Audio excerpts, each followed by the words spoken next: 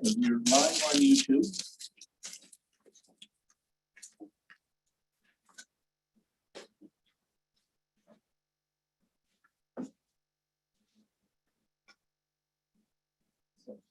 Turn on participants video. I need to hit start webinar. Oh. Oh, we had already done that. There's nothing on YouTube yet. Yeah, it's recorded. Start the webinar.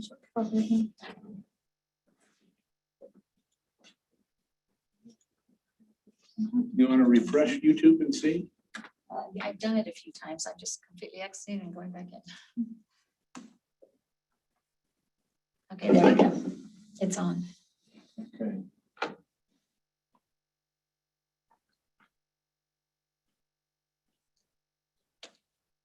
Jacob, we're going to make you host again.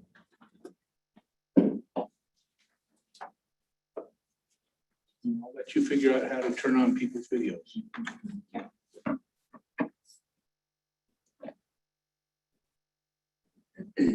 Chat Bridge is saying.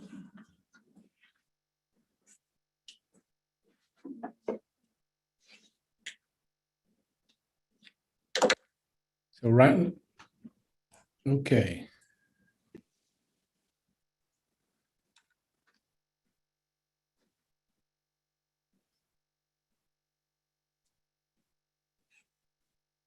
Magic button for you to push, and I don't remember what it is. People can turn on their videos.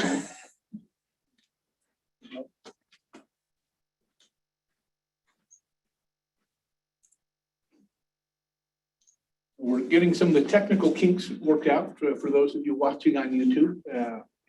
Good afternoon. Hopefully we'll be able to see your participants' videos here momentarily. Yes. You should be able to know. You got it? Okay. Decide the world's back to normal. I forgot how to do it. Yes. All right. So our participants should be able to turn on their video now. And we'll go ahead and formally start. And these are recording, Alice? Yes, it Okay, is. perfect. So we're delighted to have all of you here with us today, and especially our folks joining us online and over YouTube. We have some interesting presentations today. Just as an FYI, you've noticed a little bit of light reading appeared on your desks. This is the Redistricting Law 2020 book that the NCSL puts out every 10 years. They do an update. And so it's got all kinds of interesting information, and encourage you to start looking at it. And as we continue down this process, we'll be digging into some of these chapters more deeply, and especially with the help of counsel. We have a couple of presentations to start off the evening, or the afternoon. I guess we're still afternoon. We have first Richard Ledbetter from ESRI, who's joining us. And he's going to help us understand a little bit more about the software that we're going to be using for the public to participate in drawing maps for us. And so, Richard, we'll go ahead and give you the floor. All right. My name is Richard Ledbetter. I work with ESRI. I'm the state government industry. You're on mute. Doesn't say I am. Was up there, but it's gone. Not sure how to turn mine on. Yeah, I guess we just As How's I that? can see him on mine. You have everybody on unmuted? He is unmuted. I think the issue's on his end. Maybe having a bit of a technical Oh, I difficulty. can. Okay. He was up there, but he's off now. Yeah, well, he's on my screen. I So can it's hear not you, Rich. picking up his voice, and so Okay. that's why- Yeah. Brad and I can hear each other. Aaron, can you hear me? Yeah. I can hear you, Did Rich. he come in on the link or YouTube? Yes. See if they can hear you. I wonder if they can. I can hear them. Yeah. Should the sound system be coming through? The All sound right. system should come in the speakers overhead. We tested that earlier.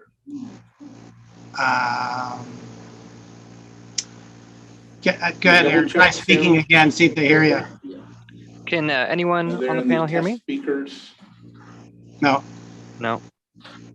Use the microphone. and there's no chat button on this. Oh, we How you can doing, both- Fred? I can hear you.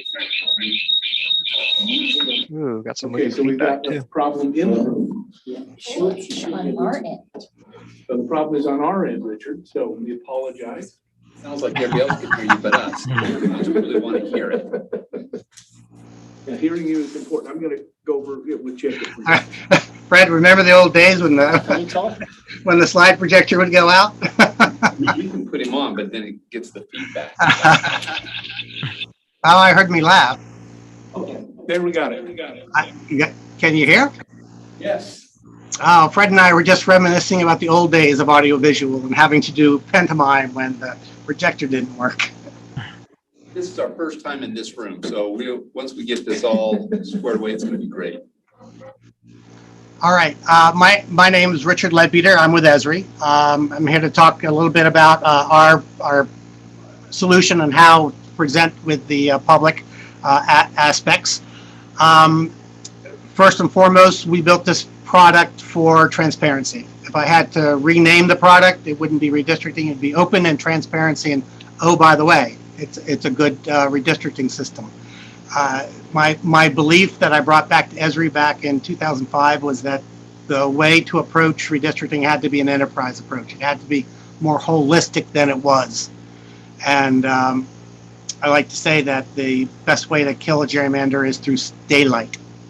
And I think what you'll see here today, this afternoon for you, is two very good solutions on how to bring the public into this process. And with that, I'm going to introduce Aaron. Aaron's going to take you through a demonstration, and we'll walk through that. Please feel free to have questions, and we'll leave room for discussion. Thanks. Thanks, Rich. So for those who aren't familiar, this is the homepage for the redistricting software.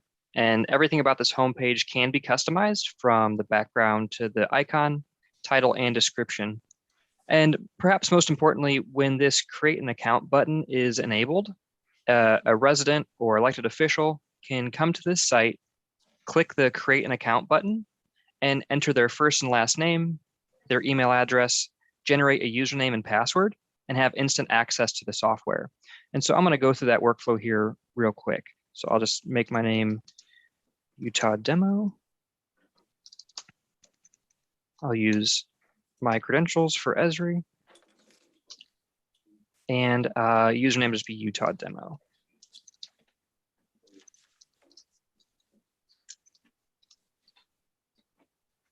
Once I click create, my account will be generated through Portal, and I'll be prompted once that account creation is successful. Once I receive this notice, I can click OK, and then I can actually sign into the software by clicking the Sign into Portal for ArcGIS button.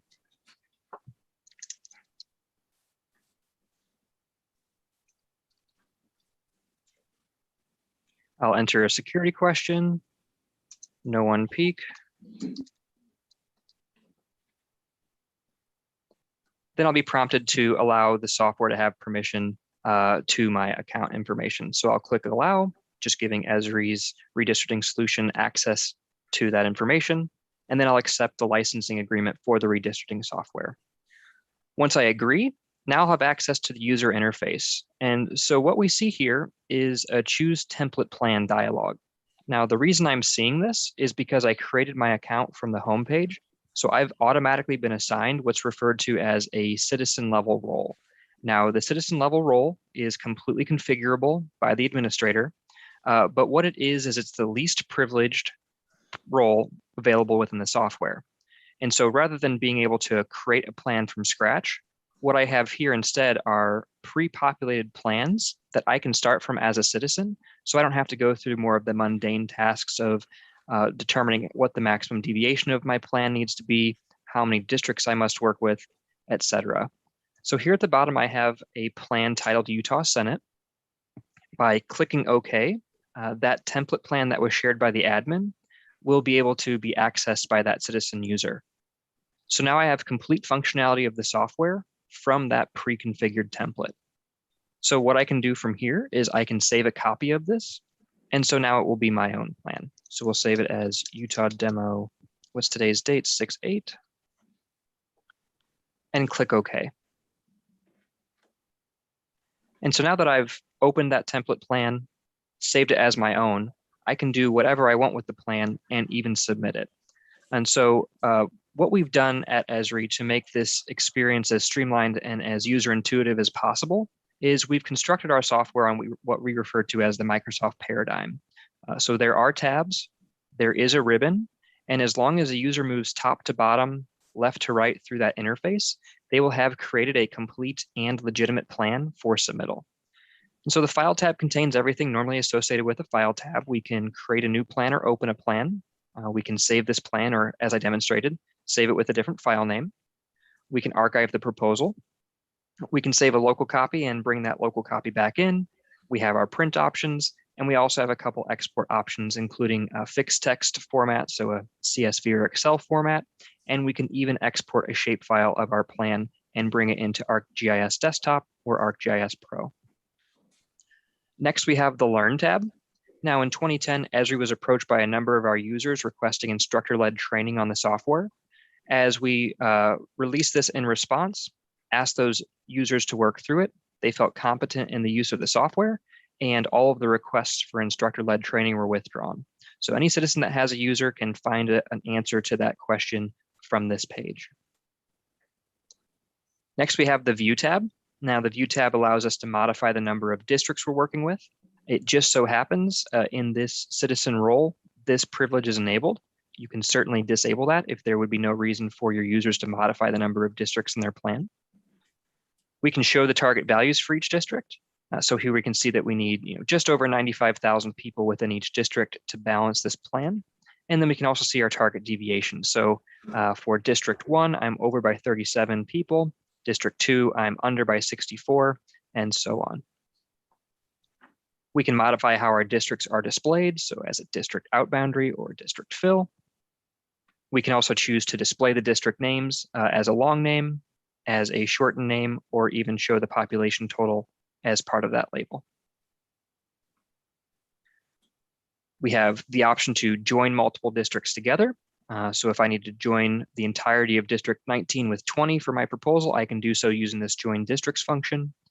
And when we're working with regional plans, we can bring in regional components using the add regional option. We also have this view regional option. What this will do, because there are already geometries assigned to a district, is it will just ignore all of the unassigned geographies, which can be specifically useful for creating community of interest plans and then submitting only a geometry containing that community of interest as defined by the citizen user. And finally, we have the district window option. What this controls is the attribute table at the bottom of the screen. If I click this, it will undock from the bottom of the browser window. I can move this to a separate monitor. And then once I'm done with the dual monitor environment, I can simply close that separate window and the attribute table will dock back to the bottom of the screen. Next, we have the Create tab. So here I can modify some of the demographics that I'm working with. So if I'd like to explore the standard data set available within the redistricting software, I can expand that standard set. I can see the variable name for all the variables within that set, and I can also see a brief description. I then have the option to add these variables individually or by set, and I can also add percentages if I choose to. Next, we have a more point and click assignment method to modify our district boundaries. All a user has to do is come to this drop-down menu, select the district they'd like to work with. They can then zoom to the area they'd like to modify and choose any of the selection tools to begin assigning a geometry to that active district. So here I can assign using a point selection tool, a rectangle selection tool, a polygon selection tool, and a polyline selection tool. It's taken just a second to assign that portion of District 20 to District 19, but here's an example of that polygon tool as well. Next, we can see what our display level is. So because I'm zoomed in far enough, I'm seeing block group geography. I can also see that through this gold indicator here. So as I zoom out, we'll see this gold bar move to the right. But what we'll also notice is that the geography that's visible within the display will also change.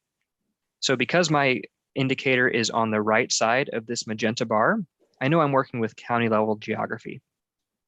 As I zoom in, I'll begin seeing tract level geography populate. As I zoom in further, we'll see block group. And finally, we'll see block level geometry. The next thing a user can do is modify the base map. So by clicking the base maps option, all they have to do is click on the tile of the base map they'd like to see, and that base map will populate.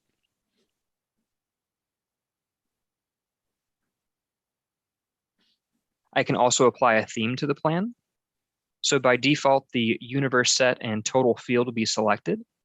If I click this color areas option, I'll see the centroid of each geography populate with the population total of that specific geometry. If I'd prefer to see a choropleth overlay, I can click the color areas option and that overlay will populate.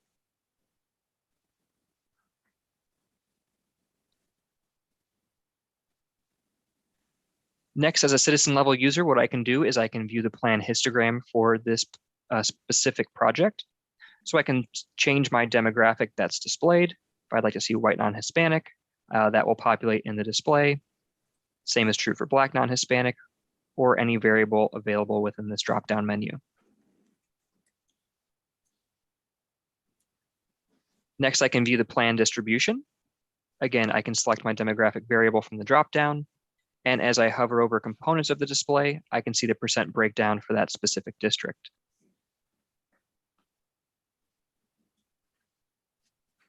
Next, we have the district distribution. So this will show me all demographic variables by my selected district. And again, hovering over components of the display will result in a pop out with that percent breakdown.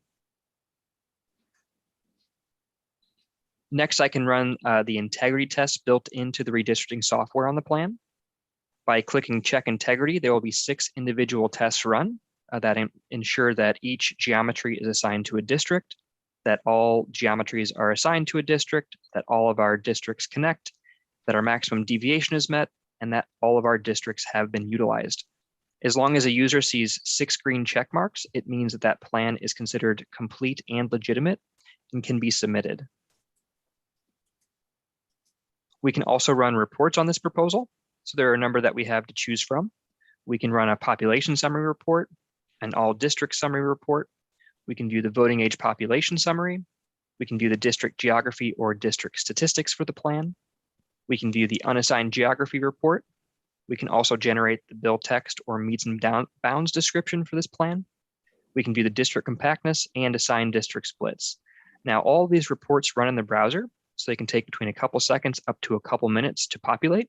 So I'll pick a simple example of these reports and run it as an HTML format using the default report fields. So that just ran live.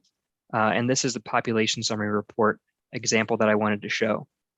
So here we can see all of our district numbers, and we can see fields populated with the demographic variables and their values that I selected when generating that report.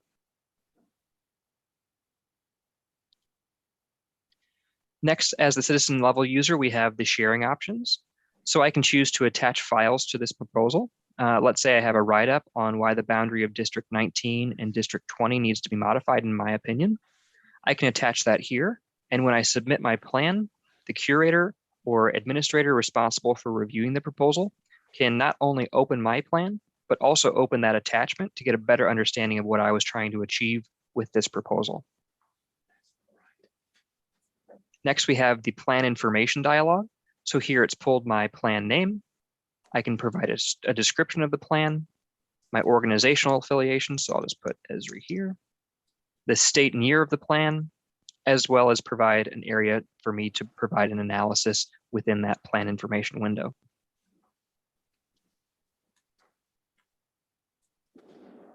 Next, users can log comments on each other's plans. When a comment is levied, the username, the date and time the user made the comment, and the comment itself will all be stored in this dialog. Later on in this demonstration, I'll log in as an administrator who reviews this proposal, and I'll make a comment at that time. Next, we have the plan access log. So here we can see the user that accessed the plan, when they accessed the plan, and what they had done with the plan. Next, we can manage groups. So within this manage groups dialog, I can create a group. As soon as I create a group, I will have the option to invite users to that group within the same dialog. When a user is invited to a group, they'll navigate to the group invites dialog, and that group name will populate within this invitations window, and they will have the option to decline or accept that invitation. Finally, the user has the option to edit their profile. So they can come in here, modify their password, their first and last name, and their email address, but they will never be able to modify their username. That's going to be a unique field reserved by the software. So if a user creates an account with a username, they will have to keep that username if they continue to access that specific account. And finally, we have the ability to submit the plan under the Submit tab.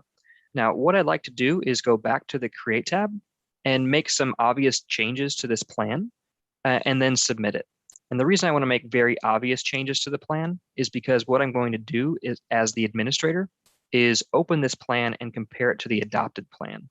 And through that process will be it'll be obvious where those modifications were made through an automatic discovery process that the software goes through. So here I'll assign a portion of District 17 to District 21.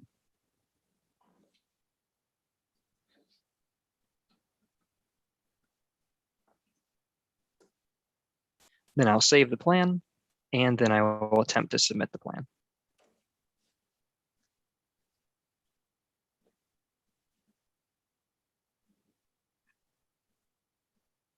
When the user attempts to submit the plan, the integrity test will run automatically, making sure that all of these tests are passing. Because there were 2 failures found, I see 2 red X's rather than 6 green check marks. So for the connectivity check, I can click the details button. I can see that there are 2 parts of District 17.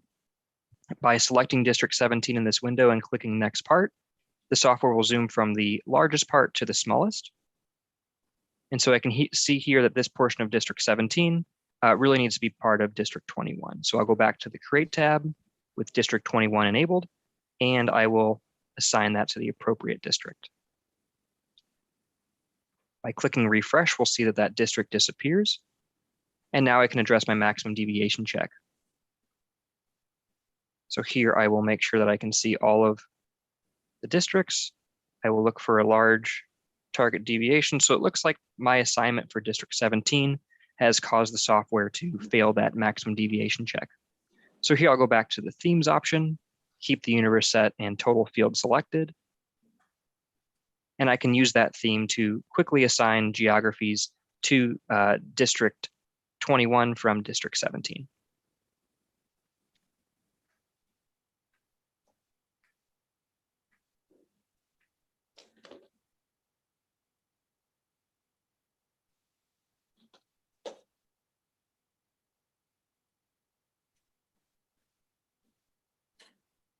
I'll attempt to submit the plan again to see if that causes the proposal to fall within the maximum deviation.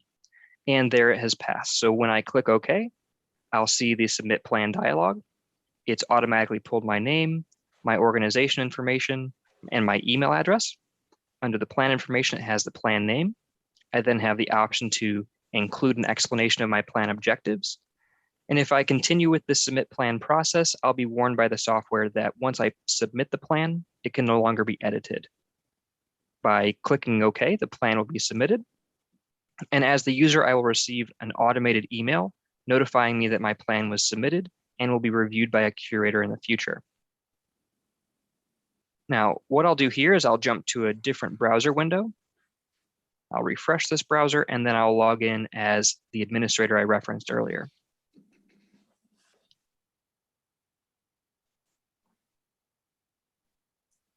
Now, a primary difference that you see here is I don't have that template plan window. Instead, I have the ability to create a plan from scratch, assign the maximum deviation parameters, and even the number of districts within that specific plan. What I also have access to is this shared plans folder. Within the shared plans folder, I have this RXO submitted plans folder available to me. And within this, I can see that my Utah Demo 68 was submitted by my Utah Demo user.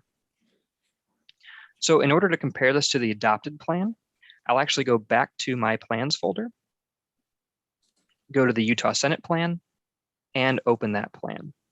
Now, this is the exact same plan that I started from as the citizen that then subsequently renamed that plan Utah Demo 68. Now I'll go to the Review tab and click the Open Plan button. I'll see a very similar interface to the Open Plan dialog. I still have access to the Shared Plans folder. I still have access to the RXO Submitted Plans group. And now when I select Utah Demo 68 and click Open Plan, that plan will actually be brought in as an overlay. Any discrepancies between the districts between Utah Demo 68 and the adopted plan will show up as a hatched pattern. So not only are those differences immediately apparent to the curator, what the curator can also do is compare the demographics between the two proposals. All they have to do is go to the Create tab, select the demographic variables they'd like to compare, and click OK. Now they'll go to the Comparison tab within the attribute table, and they can see the attributes of that proposal. So here I see that District 20 and District 21 are slightly different. The negative changes represent the red font indicates a negative change. The green font indicates a positive change. When I'm done with this comparison, I can simply go back to the Review tab and click Close Plan.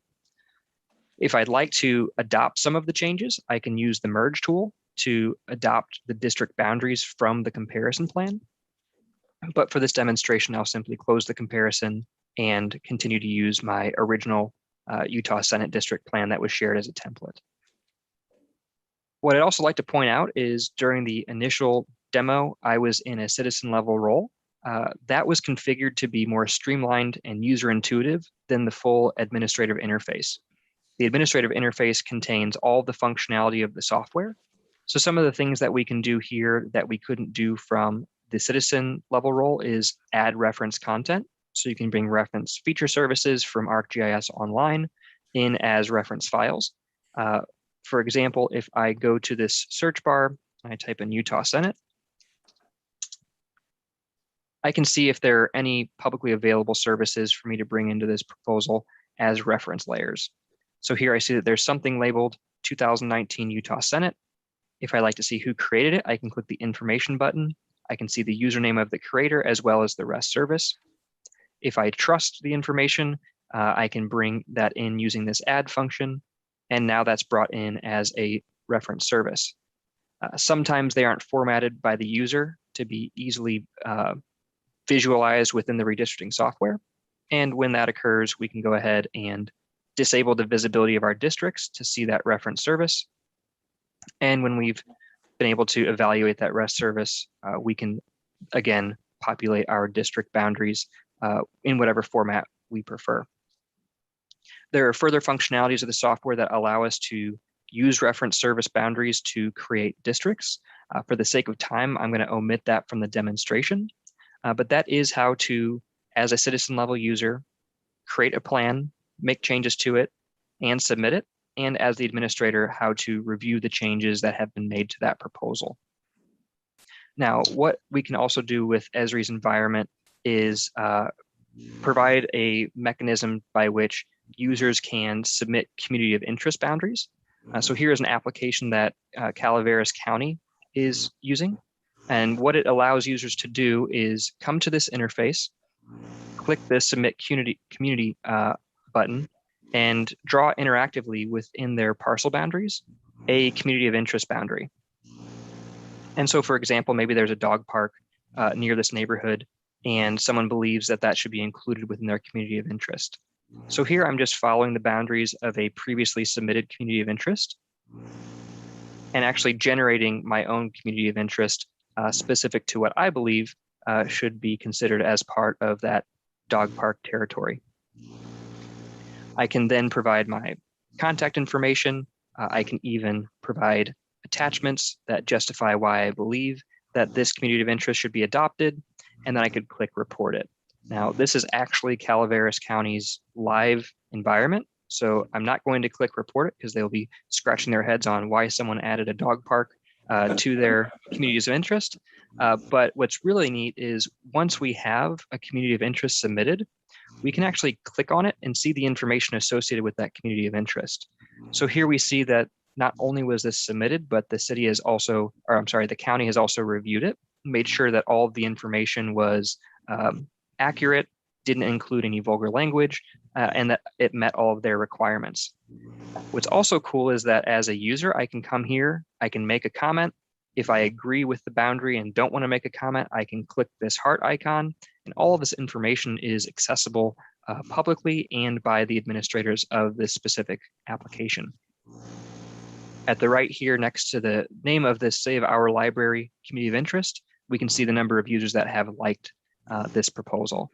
So that's just an option on how you can use the Esri software to not only redistrict through the redistricting software, but also log and allow users to come to this application and generate their own communities of interest as they see them.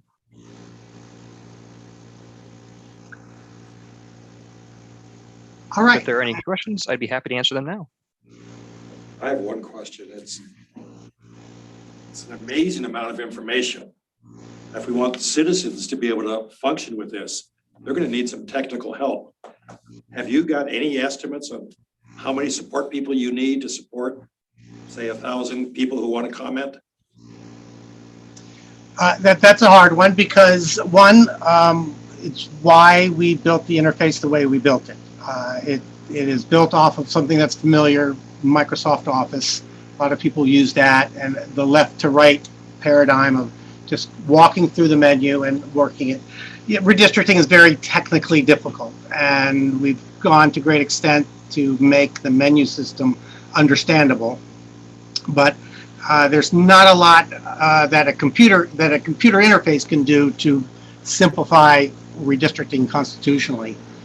This is a lot of information. The help tab is available. There's video links to YouTube's how to walk through each of the commands.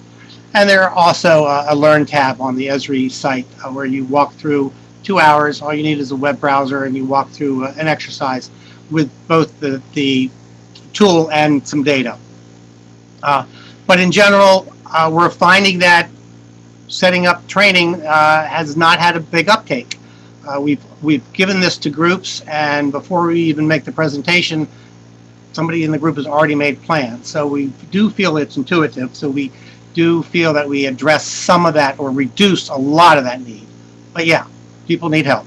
We're all adult learners, and we can provide external training or train you to provide external training on the application itself. This is really a follow-up question. One of my concerns is the breadth of input that we get across the citizenry. And I wondered, did you test this application on any demographic data like age and education? No. No, we didn't. But I will. I'm sorry. Well, I was going to say, you mentioned, you sent it to groups, but once you're in a group, you've probably got someone they've associated with their group for purposes of helping them with this. And I really wonder about access to the average citizen. I can say that 10 years ago, the state of Utah did use this application. They had a little bit over 1,000 users come in and ask for logins. And of that, legislative staff told me about 850 used it for more than an hour. People more than just coming in and finding out, hey, redistricting's tough. Okay, I'm interested now. About 350 submitted plans, constitutionally correct plans through all the criteria. So they did not receive a lot of requests for additional training or support from that group, and as well as LA County, Hawaii, other states last go around. We really we were prepared for it. We really didn't receive a lot of external requests for help. Thank you. Richard, if I can, one of the questions that I have, and you kind of hinted at this, that The last time, the state, had just the legislature doing this.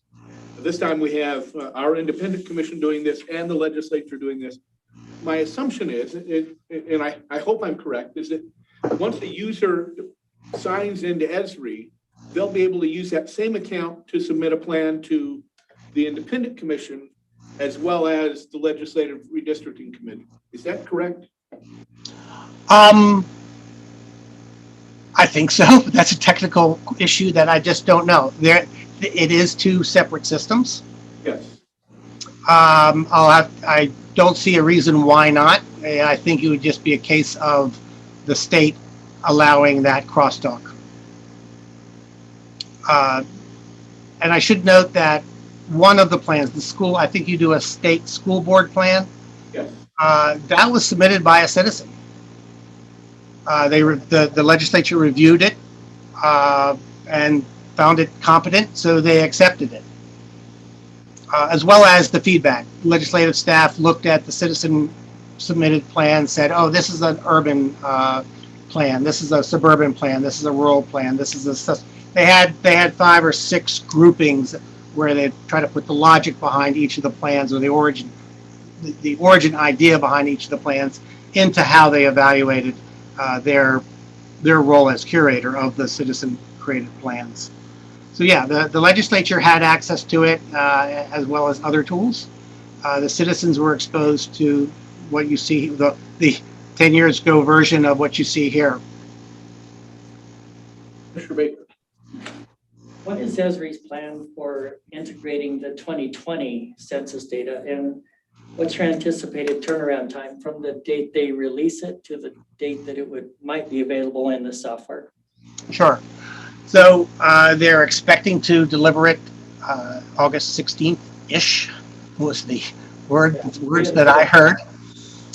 That means the legacy format. Same data, just to be clear, same data as they're releasing September 30th, but just in a format that isn't user-friendly. To be honest, it's the format that we were expecting to get the data in. Past decades tells us that there's always something, a missing tab, a colon instead of a semicolon. So we do QA all that data as we load it up. We also build the geographies. As Aaron did his demo, he was able to select whole counties, tracts, census blocks, however he wanted to think about his geographies. We build that for you so that the tool works. And we also QA the data, QA the application, turn it over to you. That takes about a week in time. So the turnaround time I'm expecting to be about 7 days once the Census Bureau releases the data. Thank you. Other questions from the commission? Can a user submit a congressional plan, then later log back in and submit a Senate plan, then later log in again and submit a House plan, etc.?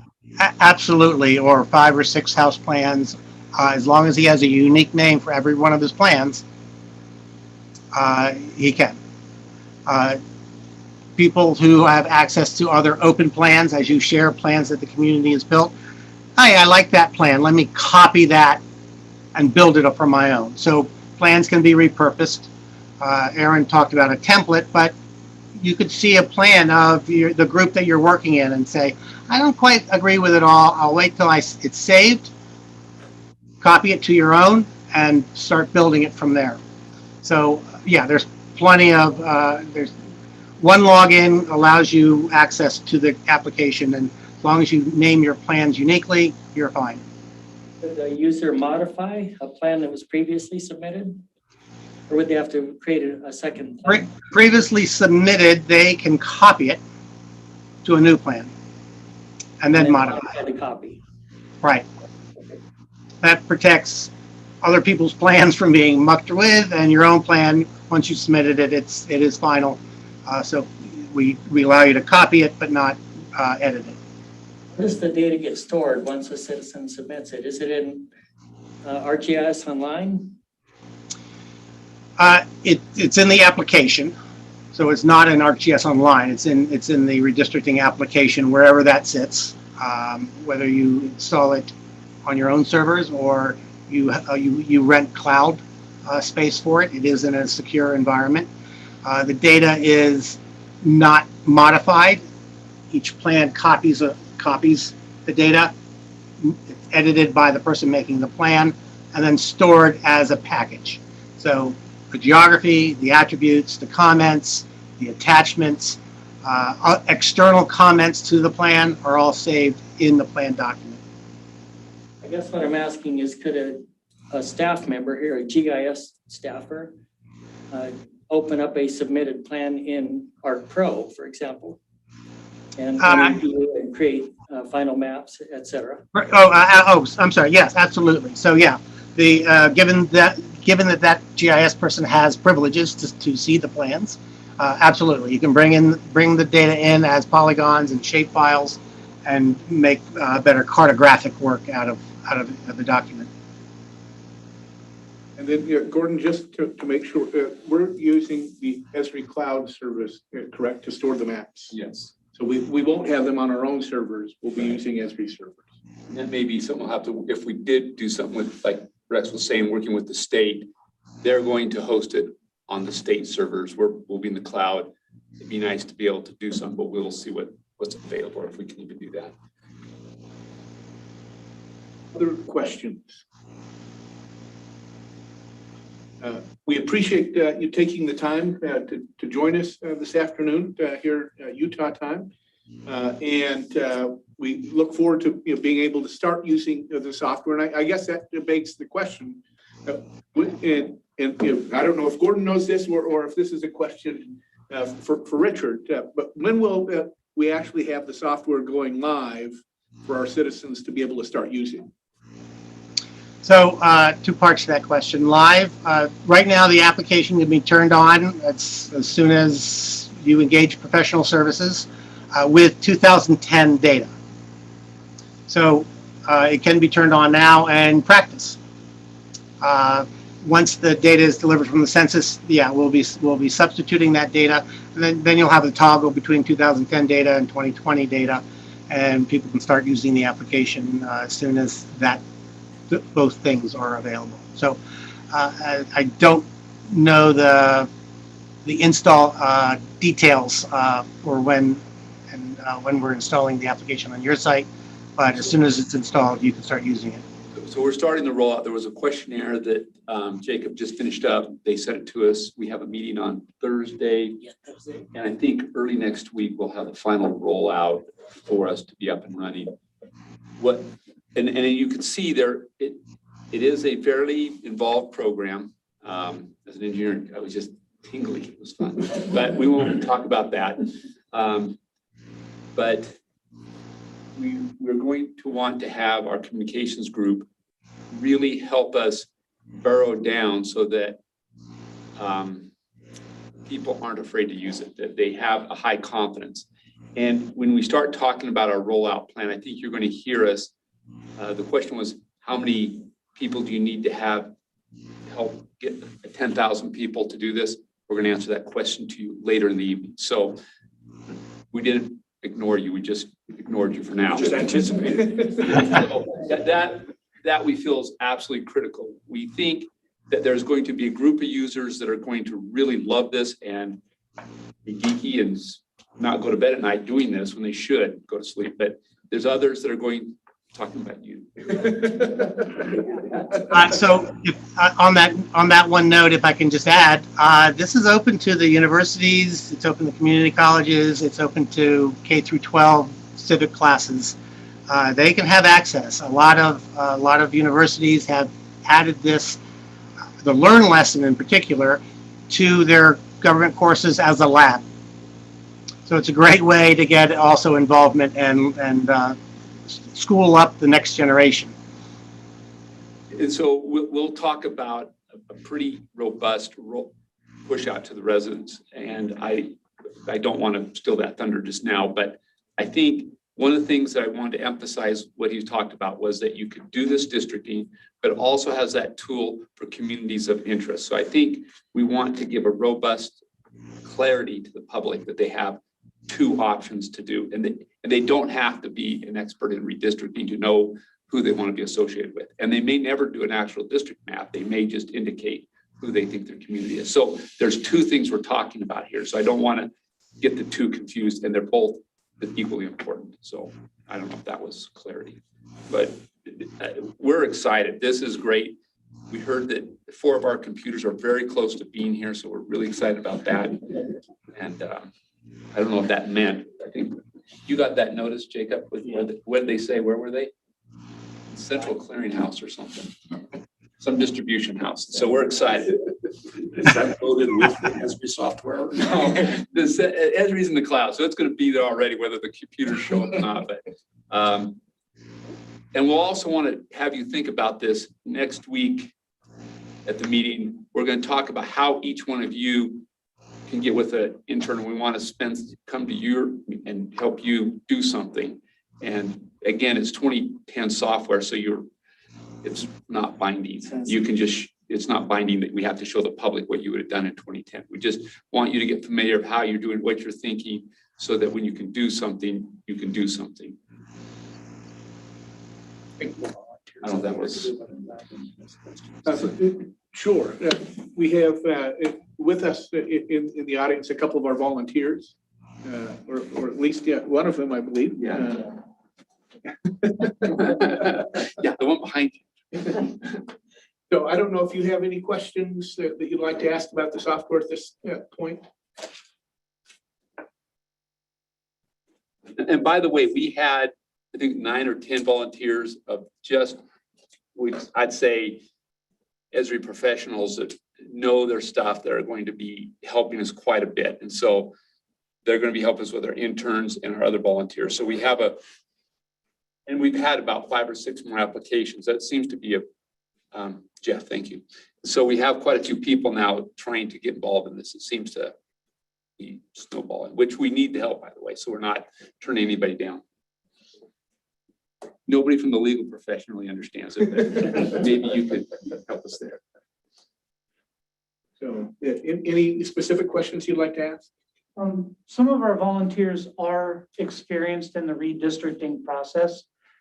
That is new to me, but GIS is old hat to me. So like I'm wondering how to manage the many different suggestions that come in from all over the place, and how to prioritize them, and how to upvote and downvote certain ideas. So the Esri presentation showed a plan submission and a plan review, but of course I want to know, what does it look like when you have hundreds of suggestions? And I'm sure they can't replicate that with a demo, but that is something that I'm interested in. How easy is it to manage that much data with redistricting software? The committee agreed to stay up to the wee hours of every evening studying it. So this, we have their time to do this. No, we've been pondering how to make this digestible to the commission,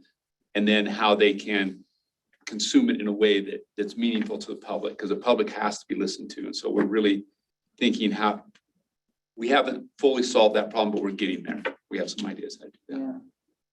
Yeah. All right. Well, we want to thank the folks from Esri for joining us today, and we'll now move on to the next item on our agenda, which is a presentation from the Citygate redistricting software. So the difference between the two sets of software, the Esri software is our public-facing software. So that's the one that the public is going to have access to use. And then the Citygate software is the software that our staff will use to do the more detailed cartography, I think is how it was referred to. So with that, we have Fred Hijazi, who's with us today. And so Fred, we'd like to turn some time over to you. Excellent. Well, good afternoon, everybody. My name is Fred Hijazi. I am with Citygate GIS. This will be my 3rd redistricting round. So we've been doing redistricting since the mid-90s. And we have done, this will be our third redistricting with the state of Utah. So we did the 2000, and then we did the 2010, which we did jointly with ESRI, and then we are again here facing you guys to do more redistricting. I like to start with giving a basic overview of our approach to redistricting. Now, one difference between us and the other companies that you guys run into redistricting wise is that we don't just develop software. We also do redistricting as a service, and we do get hired by a lot of counties and cities to do redistricting. And the joke that I always make is the worst punishment for a software developer is to have to use his own software. So we use our own software all the time. And because of that, we understand all the nuances of what you have to do to get a plan started. Some of the questions that you guys were asking about how do you deal with a lot of public input, we've had to deal with those and create solutions around it. So I would like to share my screen. I'll start with one slide and then maybe get into how our software works.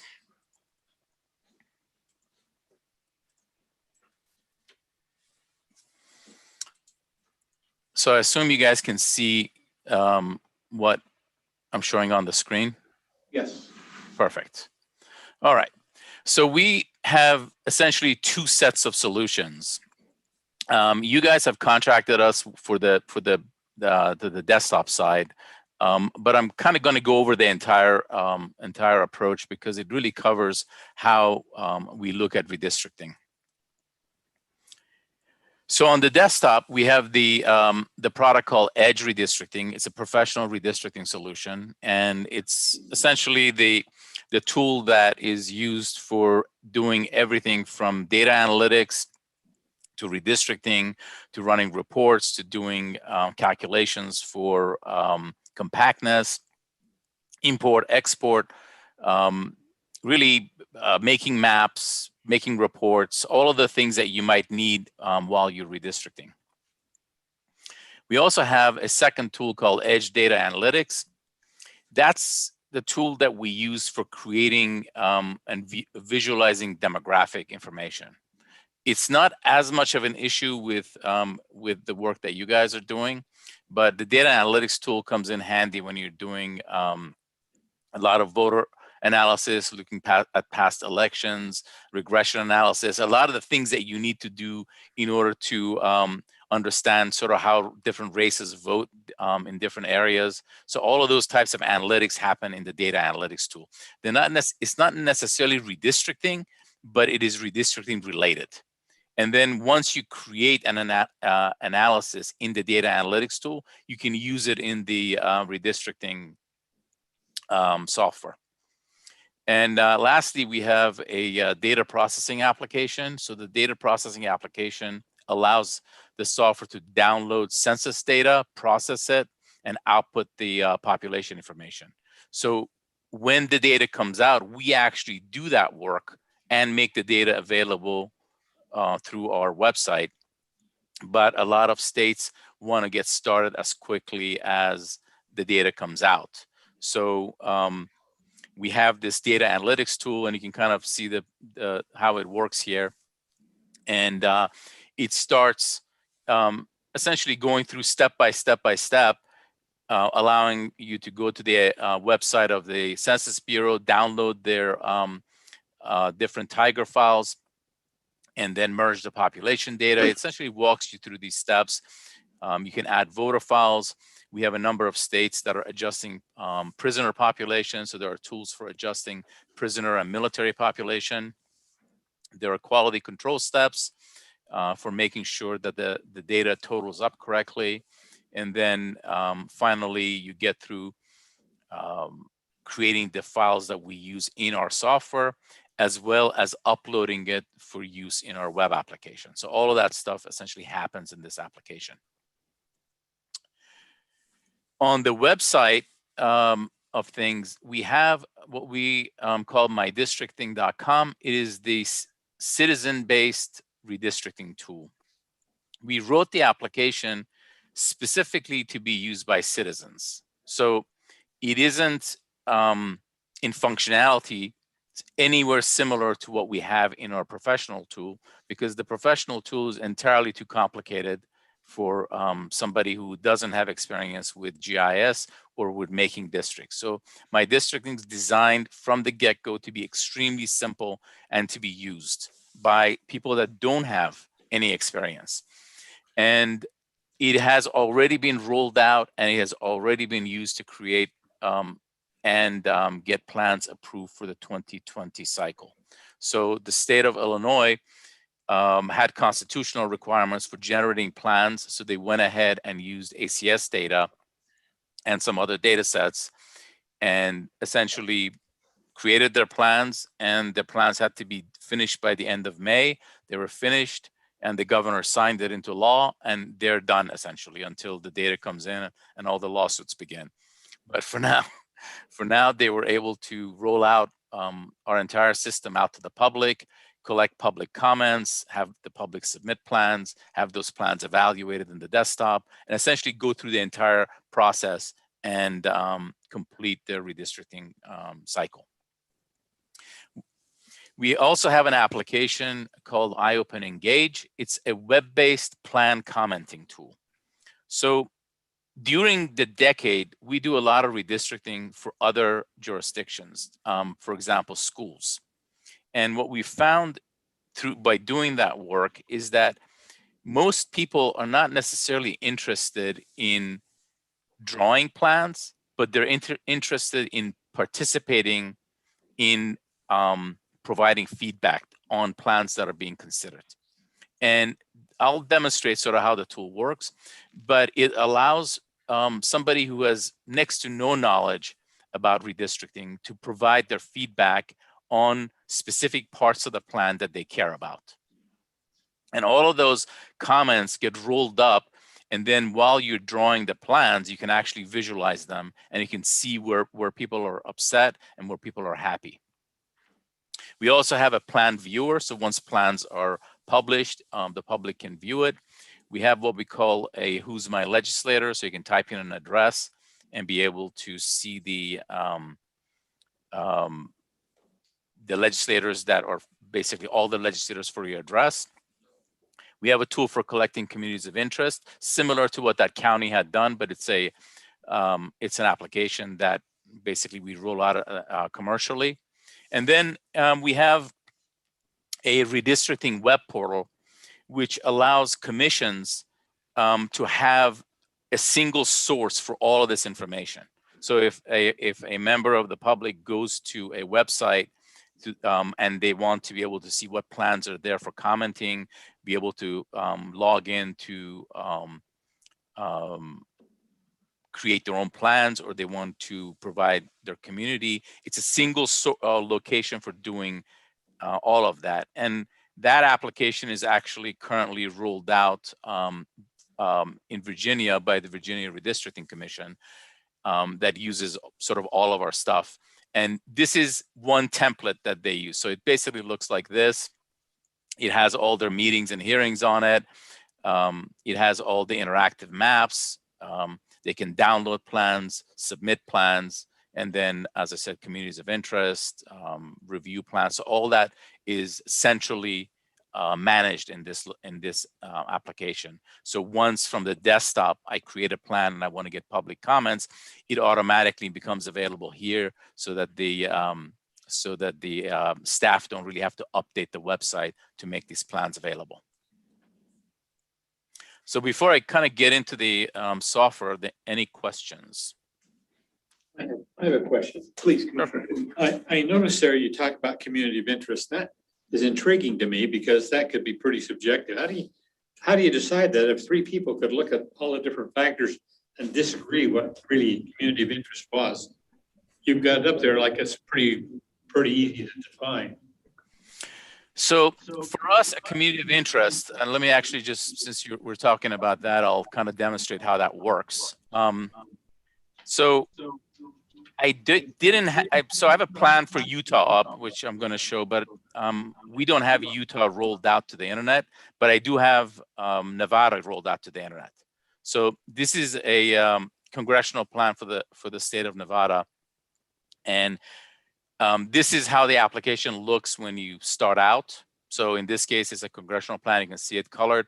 The numbers will have a little arrow, up arrow, or a down arrow, or a checkbox next to them, depending on whether you're under, over, or at target.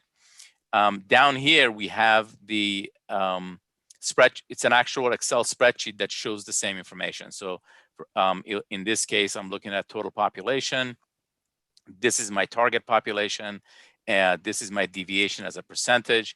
This is the difference, and these are all the demographics. And as I said, this is a spreadsheet, so there are multiple tabs that show the different information. And you can actually see it's a spreadsheet because if I double click on it, you can see the formulas that we're using for displaying that information. And to answer your question, what I'm going to do is I'm going to go to my data exchange, and I'm going to look at my communities of interest. So from this interface, I can enable collection of these communities.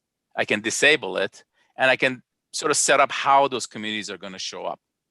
So once, if I enable that process, so I say, okay, I'm enabling collection of communities of interest, the software will generate a URL, a QR code for me, and it will also allow me to open up a URL. We do this because we want to support people during public hearings. So if you're in a public hearing, you have 200 people sitting there, you don't want to have to tell them what the URL is. You want to have them be able to hold up their phone to the QR code and then be able to get at the website.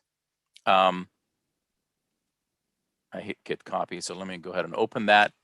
So this essentially is the community of interest webpage for Nevada, and I can go in here and zoom into an area and start to kind of draw my own community of interest. It doesn't matter what I believe is a community of interest. At the end of the day, it matters to the guy who's drawing the plan whether this is a community of interest that they want to include. So if I go in here and decide that I'm going to draw a community of interest, and this is incidentally Google Maps. So we selected that because a lot of people are familiar. This is the typical Google map that everybody kind of uses. And we enabled all the different versions of it. But this is the one that everybody sort of sees when you go to Google. And you can go in here and decide that you want to draw a community of interest and just say, okay, well, this is my community of interest. And we'll call it Fred's Place, whatever description you want to provide. And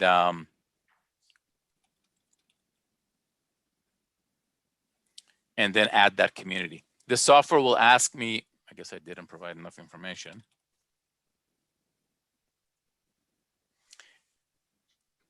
The software will tell me that this is going to be, need to be validated by through email. So I got to tell the system that I was the one that actually placed this community of interest. And if I go to my emails,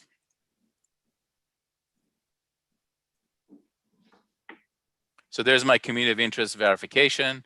I'm going to say, yes, I verified this. That's my community of interest. And so now going back to the software, while I'm drawing my plan, I can go to the communities of interest area and say, download as overlay. And now what's going to happen is all of these communities of interest that have been added are going to be showing up during. So now I know that somebody placed this area. So if I'm moving the lines around, I can say, okay, don't move. You know, if I'm going to split an area, I'm going to decide whether I want this to be a community of interest or not. And I can also look at the other information that I have on the map to see what that actually is. So I can see whether this is a neighborhood. I can change the background map and go to my visualization and go to imagery, for example, and see what's actually here. I can also go to other types of map.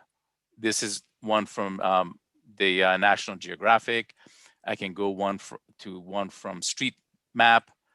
So I can try to look at how these communities were created and whether I'm interested in including it in one district or not. But you still haven't defined for me, what is a community of interest? It's Yeah. anything that any group submits as an area that they want to keep whole. Now, when I was the one that did the first commission redistricting in city of Austin, and the issue that we had, so what is the real utility of this? The real utility of this is we would go to public hearings and people would tell us, please keep my community whole. And we would ask them to describe their community. We didn't really have a way of getting that information from them. So they would just sit there and say, well, our community is east of this street and south of that street and west of that street and includes this other grocery store that's near the area. So that's our community. So we didn't really have a way of collecting that information from the public. This is how we collect that information from the public. So when somebody comes in and says, I want you to include our community and consider it during redistricting, then we just point them to here. And if they're at the hearing, we just have them open up the QR code and draw that community in, and then we capture that information. Now, whether it ends up getting used or other people decide to draw a different community next to it, or we want to grab all of it or half of it, at least we know what the community feedback was, which is something we weren't able to do in 2010. I'm probably beating a dead horse, but what if 3 different people stand up and look at the same area and all want to divide it up differently? It's And not so. That's not my community of interest. My community of interest is this part and this part up here. Well, this is exactly where this is not a perfect example, but somebody put a community of interest in this little one. This happens to be where I was born, so I drew that. But I can choose to include all of it in one district. I can choose to draw the line in between them. I can choose to, as I'm drawing this, I can choose to split the community of interest, knowingly that somebody's going to be upset when I do it. But it's better to knowingly do it as opposed to unknowingly do it. And that's the problem that we had, is we weren't able to know what people were saying. If 3 people are saying that the community shape is this way or that way or the other way, I can choose to get the total whole of all of them and move it into one district, or do it any other way that I need to do. But again, it's the information that I'm looking for, not necessarily the decision. Thank you. Other questions for our presenter? Is the data compatible with the Esri software? And so if a citizen draws a plan using the Esri software, can we bring it up in this software?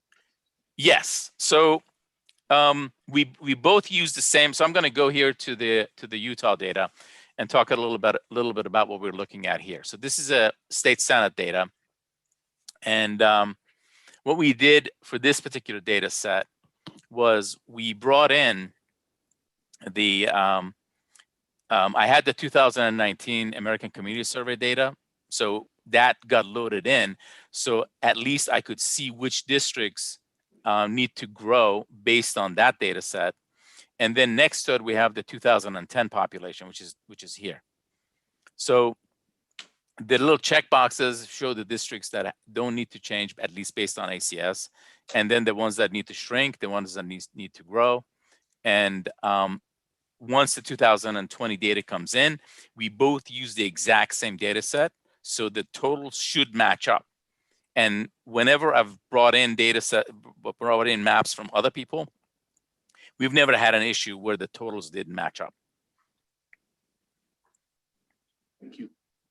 Just a question, when the triangle faces down, does that mean the population has dropped or the population is increased and the area needs to drop? The second one. Essentially, the district needs to shrink. So you're overpopulated. So if you're, if there is a arrow down, and again, these are this is just Excel formatting. So if I decide that what I would like to do, I mean, this is just an Excel format. And if I decide that I want to make it something else, I want the up arrow to mean one thing, or if I want to put, you know, an U versus a D, I can just edit the formatting that I have in Excel and make it whatever I want. And whatever shows up here shows up on the map. But the default is what you just said. So essentially, a down arrow means the district needs to shrink, and an up arrow means the district needs to grow. Let me just interject. ACS formula, Yes, which may or may not be the same. exactly. So one of the reasons we're using these two softwares is we want to, the state has elected to do this, and we want to have their blessing to accept our data map. So we want to use the software. We want them to see, we want to see what they're seeing. We want them to see what we're seeing. So we want to make sure that we're on the same page. So that's, instead of going through a lengthy RFP process and looking at all the software packages that are out there, we don't have that level of time. The state has already gone through that.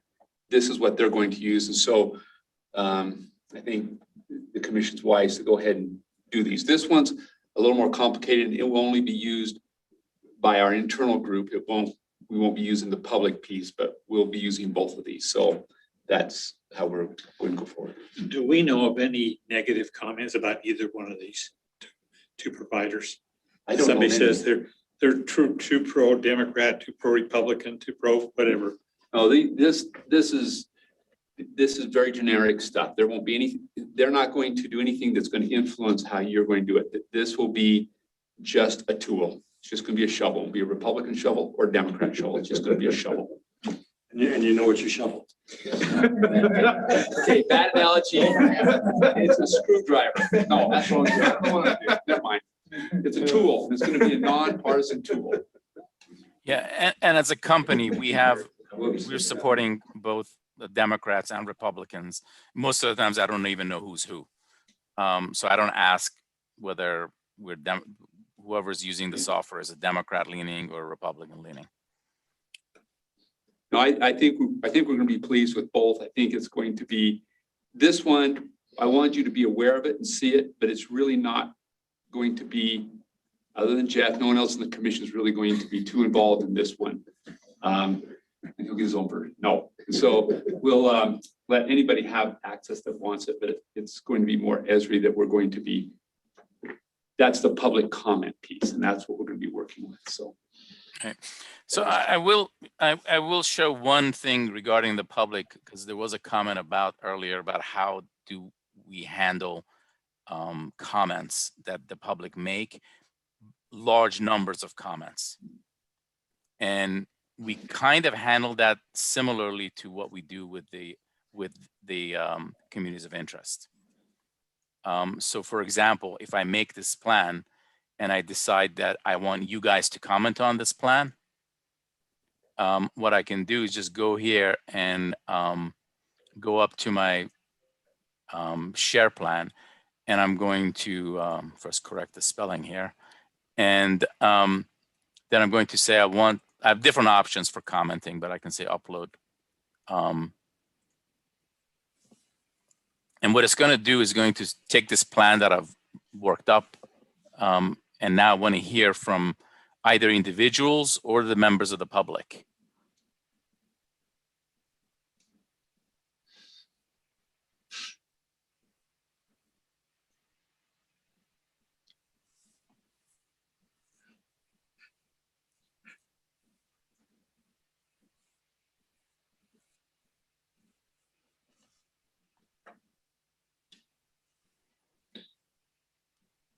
Is there a way you can tell when comments are coming from 4 people? Yeah, I'm gonna actually show you how that works. So again, with we have the QR code. So if you're in a public hearing and you want to get comments from the people that are there, you can just have this up and they can just hold their phone up to it. And if they were to do that, they would get a page that looks like this. So I had it set up with having all the comments showing so everybody can see everybody else's comments online. So this is online. And so the districts show up with their population, and I can go in here and I can say I want to add a comment. So let's say I put a comment in here. And I can say I dislike this, put my information in, and say something like, I think this is a bad idea. And if I want to be contacted, I can do that. And so now I have my little dot here.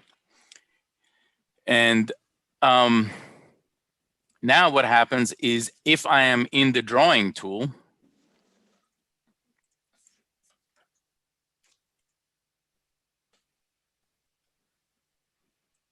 and this is called Nevada Congressional 111.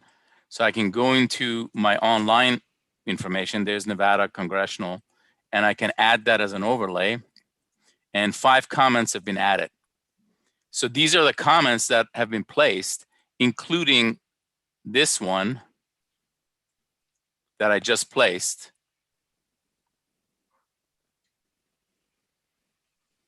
And while I'm drawing, now I can see all the comments that are throughout this map. And I can even go to my reports and run a report on the comments. Somewhere in here. Plan comments.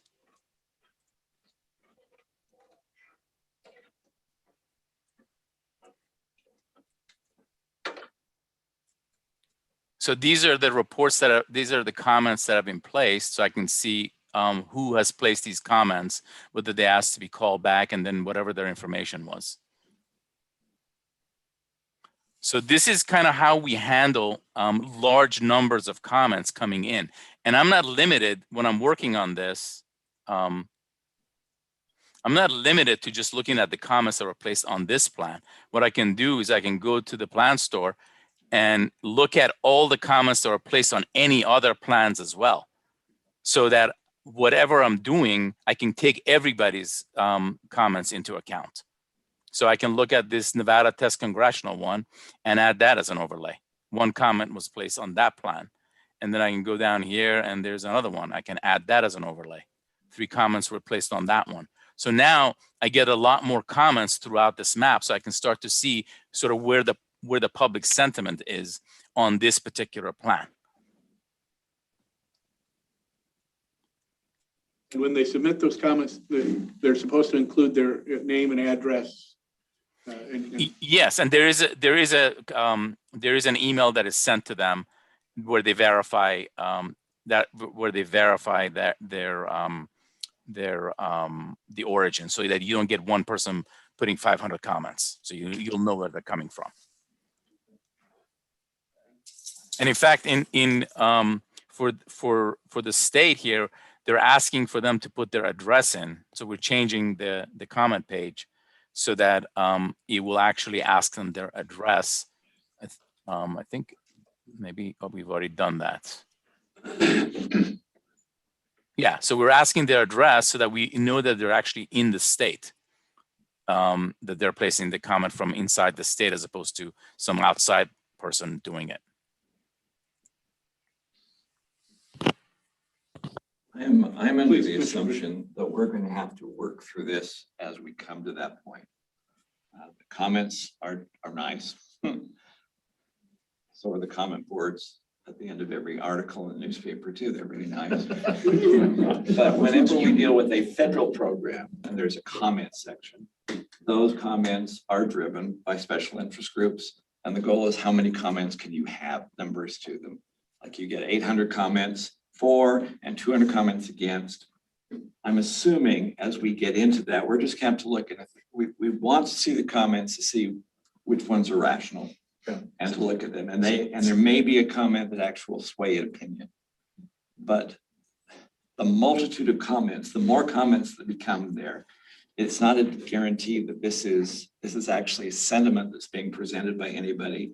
It's just those who are socially active in making comments. You have to sift through the reasons. And I'm assuming that as a commission, we're just going to have to play with that as it appears. I cannot see us coming up with a policy of how to handle that until we actually see what the comments are, how many there are, and and which ones are rational. I think that's a reasonable take, that we're gonna have to play some of this, as it comes in, but try and figure out a way to, treat them, respectfully, but at the same time, sort through which ones are actually giving us meaningful information versus which ones are simply saying, I didn't like it. Which kind of goes to the question, or you brought up about how you handle this type of information. We're gonna have to play by ear. Commissioner Durham, I think you had a comment? Well, my comment just was part of this discussion, which I think the policies and priorities we have to create are just how to manage any volume that we get, where to file them, what kinds of titles to give them, to make them accessible to us for assessment. And we've got staff starting a database to help us manage those, comments. Right. So. And I also just Please. wondered about security. If you've got everybody's addresses in these files, have you ever had any breaches of your security?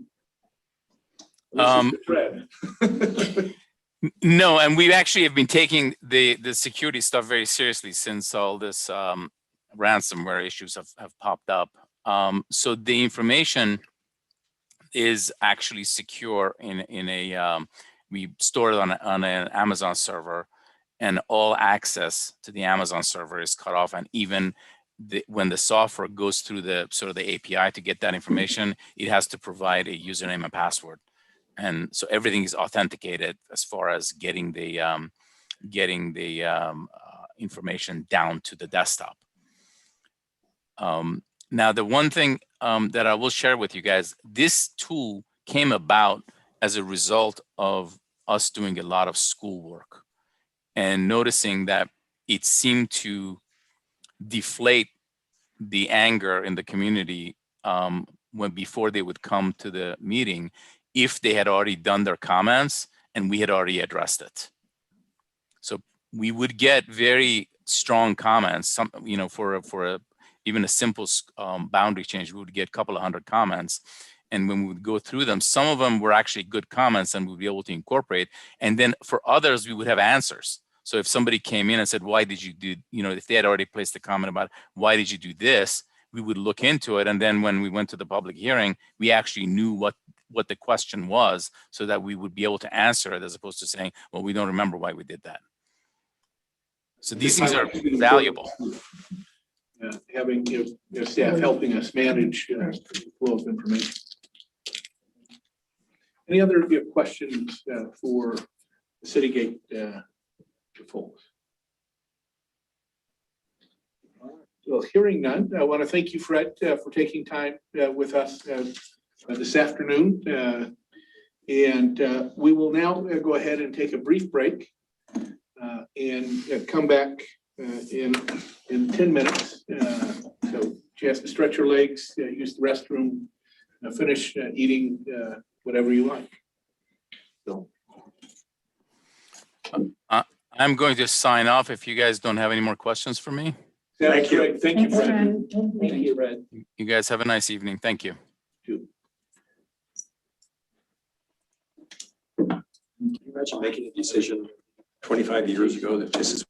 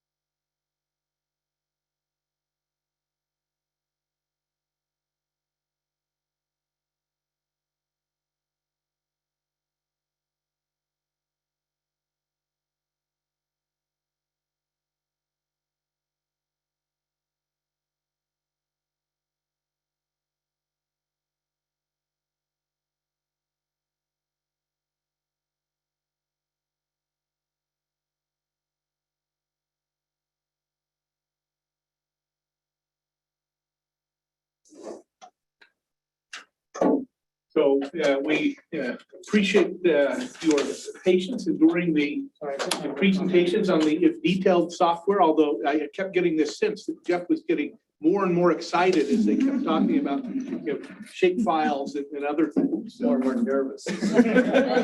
Wake me up when we're over. You're gonna have to be the one that guides us through all this. Yeah, yeah, that's what worries me just a little bit. So the next item on our agenda is budget discussion and hopefully approval. We have passed out two documents. The document that looks like this is the version that we get from the state. And so while it's useful, it's not giving us the big picture because essentially from the state's perspective, they don't have the same kinds of limitations that we do. So I believe we'll have that shared for the public to see this document as well.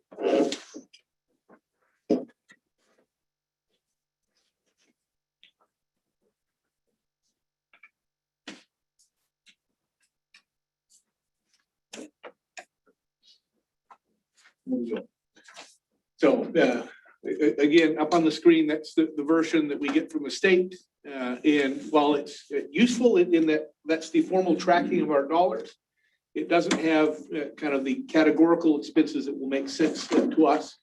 And so staff has prepared a second budget document. And I'm going to ask Gordon to kind of walk us through this. All right. That's the colorful spreadsheet that you received. So let's go through the costs and so forth. So you see it says BB travel in state, and there's some numbers. Those have been the costs, actual costs so far for travel for the things that have happened to date with the commission. And those are just smaller numbers, but I want to kind of hit the bigger numbers. So you see the DD current expenses and you go down. I made up a number for the AG's office. I don't have a bill for you. And so I was sitting there with Allie and Way too low. and just said, they're worth more than that, but they are giving us a discount because they care about us. It's probably too low. I just threw a number, so it's a placeholder. We did get the contract back from Ray, Quinny and Nebuchadnezzar, and it was 308. I got the contract this about noon, so I'm going through that, but it has a cap of that amount, like we talked about. Later on in this meeting, we're going to talk about a marketing firm, and we have a cap at $99,000. We have a contract with the state, which we won't use all the funds, but this contract has been creating the logo and the website. We'll talk a little bit about that a little bit later on. We purchased the state legislator conference on the district dean for each of the commission members. And so that was $5,000, 220. We also. Does that include travel and accommodations there or just the registration? The accommodations aren't there. That's just the cost for the ticket. So we'll be, you'll see a line item for the house. We were going to put it on that, but we want a whole housing line item when we start going throughout the state. So it didn't make sense just to put this conference yet.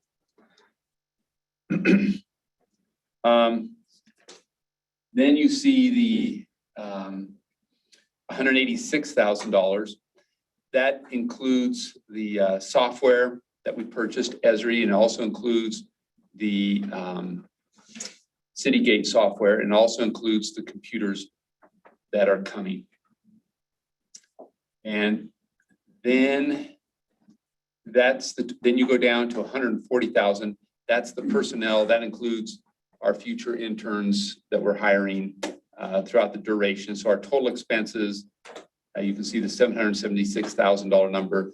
So what we have left in the budget is the $238,000. And we'll talk about how to spend that, and that's unallocated at this time. So what we're looking for you to do is approve this budget as it is, and then we'll allocate those funds in future meetings. allocate the funds. In a future meeting, we'll come back to you with a plan on how to spend them. Questions on the budget? Let's all escape town and hide out. I make a motion to approve. Okay, second. Okay, second. Discussion? Not hearing anybody? I'll call the motion. All in favor? Aye. Any opposed? Hearing none, the motion carries. Thank you. So again, with the legal Don't contract, we be pressing these buttons when we talk? Yes. Oh, yeah, they actually should be on green. green is for you to speak. Okay? Now on. Yeah, thank you. Yeah. I checked earlier, we didn't have any comments on Facebook that people couldn't hear us, so. So I got a call from Jerry Howe, the legislature. They were listening to us, so they Today. couldn't hear us. Okay.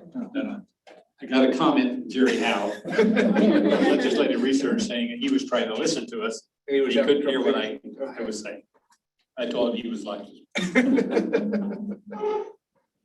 right, thank you for reminding us that we have mics in front of all of us. And thank you for reminding us that we do have mics in front of all of us, and we want to remember to use them to help that sound carry. So thank you. Gordon, next item. So the next item we have, Rex and I have been working with the state on creating a logo. And so we've come up with what we think looks pretty good, is going to work well. And I'm going to show you two screens really fast. That one, that one, that one. That one. So this is like an eye test.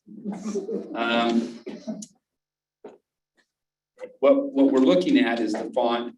And the reason you see this logo in a number of different backgrounds is sometimes we'll have it on a dark background, so we want to have a more grayscale. On some documents, maybe photocopied black and white. So this is the way that we've created a little sheet that would explain how the logo would be used, what kind of documents. So what we're looking at from the commission is this has a little bit different font. It's a little more compact. This one may be a little more spread out. It gives you different kind of a fill look. Does the commission have a preference? Nope. Okay. I like one. I like but one, I'm not yeah. good. Karen is my artistic, she has my vote. Oh, thank you, thank you. We like one. One. The bold, okay. If you heard the name of the font, you might have chosen two, but we'll leave it at that. Now you've intrigued me. No, what was it? It's the Poppins font. It was just popping. I never heard the term and I thought that was kind of cute. Okay, so it looks like number one carries. Peter's got a comment. Oh, Generally in the mapping world, a wider font is more common. I won't say it's better, but it's more common, such as the one displayed there for a display on maps. Now, as far as using that font on a letter, for example, probably indifferent to that, but when this logo would appear on a hard copy map, I would prefer the wider font. So by that, you mean going this way? Stretched out more. Yeah, okay. this is more compact. I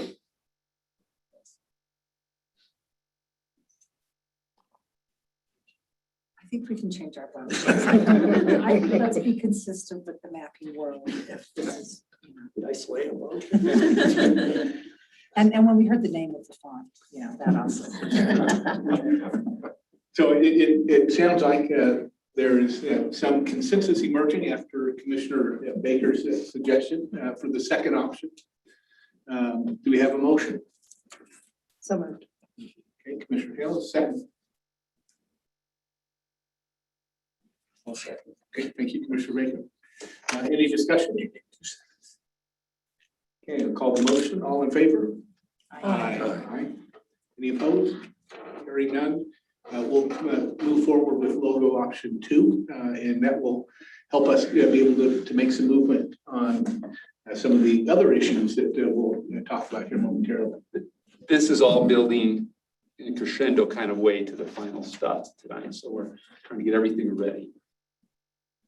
All right, so the next item up is an update report. The next item is an update report from staff. So this will be fairly brief. When I was putting this together with Ally, I did say we wanted to talk about commuter issues we were going to get with the fleet and try to figure out how we were going to do some logistics.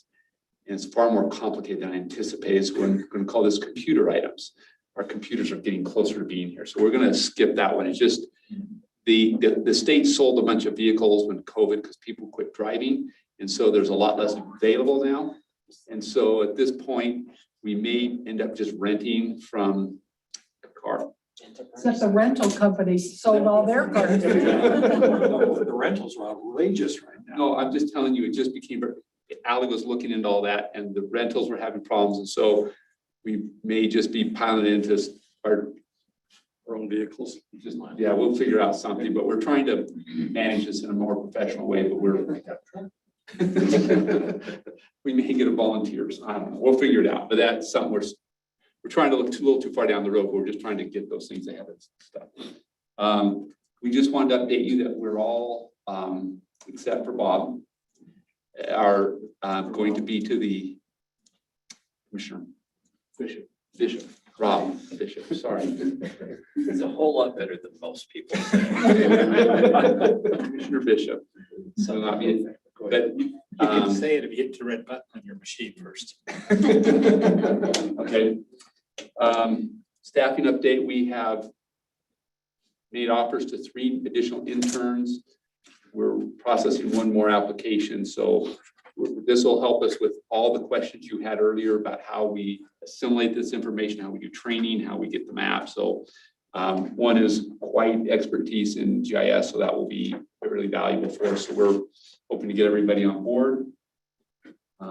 Volunteers, and I want to stop there. When you say interns, are we paying them? These are college interns, and we feel more comfortable out of using them a little bit. So that's why so the interns you can abuse, volunteers we have to encourage and be happy with. How that. But yes, we're paying them. Yeah, and you saw that in the budget, that $140,000. It's kind of like commissioners, you can abuse them, so it's very similar. You'd understand.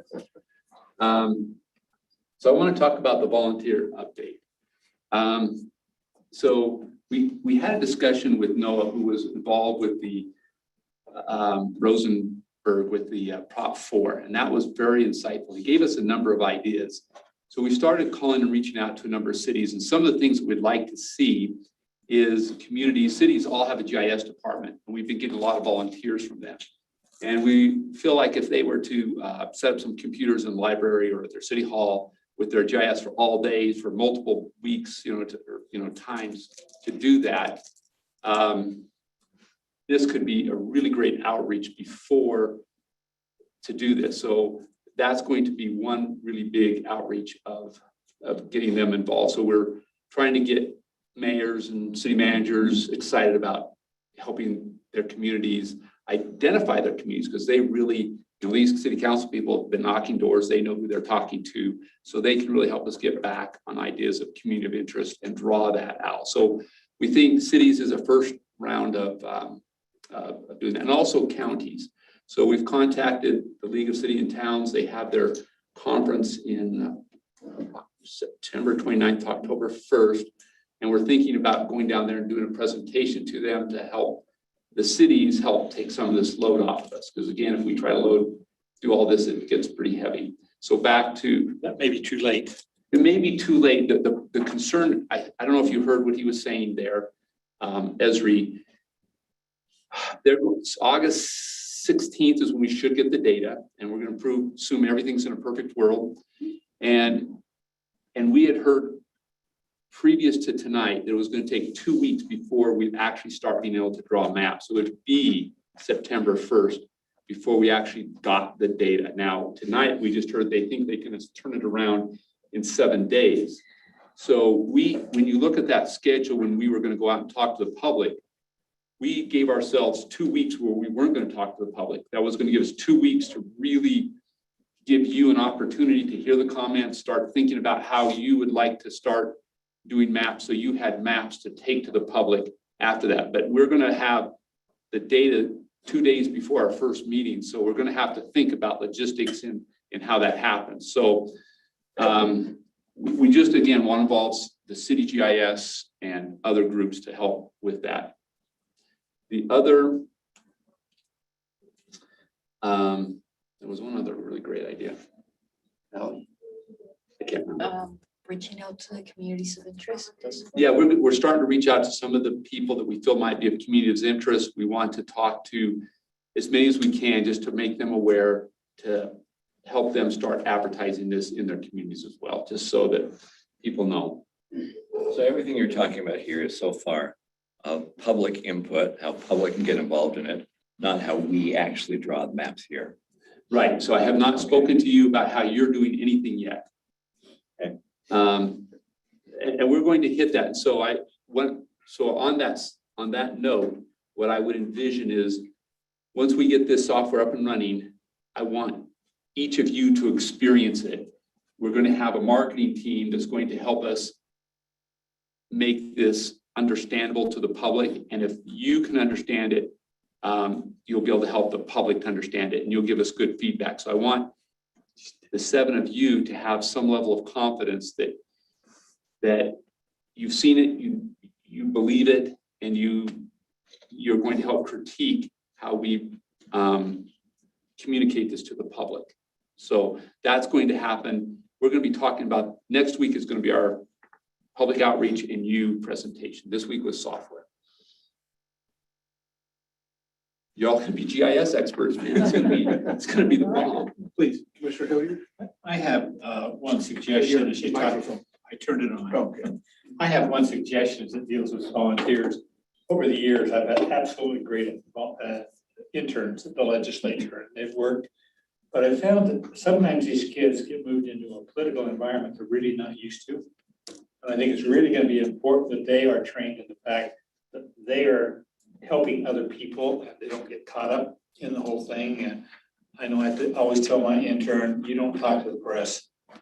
They'll come and want information from you. And next thing you know, you've been had. So I think if we don't have a good training program for our volunteers, I think you can talk to Jerry Howe at the legislature, just get some idea, because they're moving into a totally new world that many of them never idea what it's like. So I think it's important. The last thing they want to do is be named as a witness in a lawsuit. Yeah. No, you bring up a really good point, is the level of training we need to do with the people we're bringing on. We need to make sure that they're nonpartisan.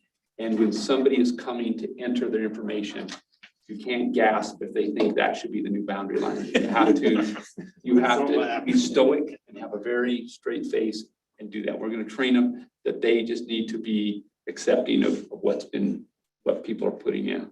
Now you, on the other hand, can gasp, but they have to be very straight-laced. I did think of my other idea, and this came from Rex, is that I talked to a professor up at BYU who's in urban planning, and so they're going to assign their students to, that they actually take the GIS course. So we're going to have each of the colleges, so we're going to reach out to them to take their students out into the town square and also on campus and do a, so he's going to make it a homework assignment. They have to spend so many hours teaching the public. We're looking at using the universities and students. So. But again, we got to keep them nonpartisan. We're going to have to make sure that they know to just do this the right way. It's going to be a good learning experience. General counsel. So we do have a contract. We'll get it signed this week because you approved the budget. And you'll be missed, but you're certainly welcome to come to every one of the meetings. This is not a, and now that you're so enthralled with Esri, you'll be here, I know. Anyway. Who will our primary contact be? It's going to be Matt Cannon. And he'll be here next week. And one of the things we're going to also look at is they had a really good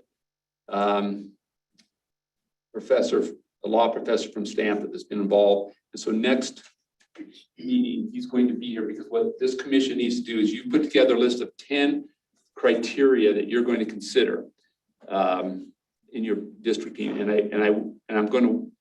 he's gonna work with you on the prioritizing of which ones, and how to think through this so that you're legally defensible at the end. Because what we're gonna have is 2 letters from the firm. One is to say that we followed all the procedures right, and 2, that we have defensible, legally defensible, and that will be part of the report, is these 2 letters from them stating these things. So I want you to be thinking about that, the criteria and the order of importance of that criteria as we do this exercise next week. So that will be a big part of it.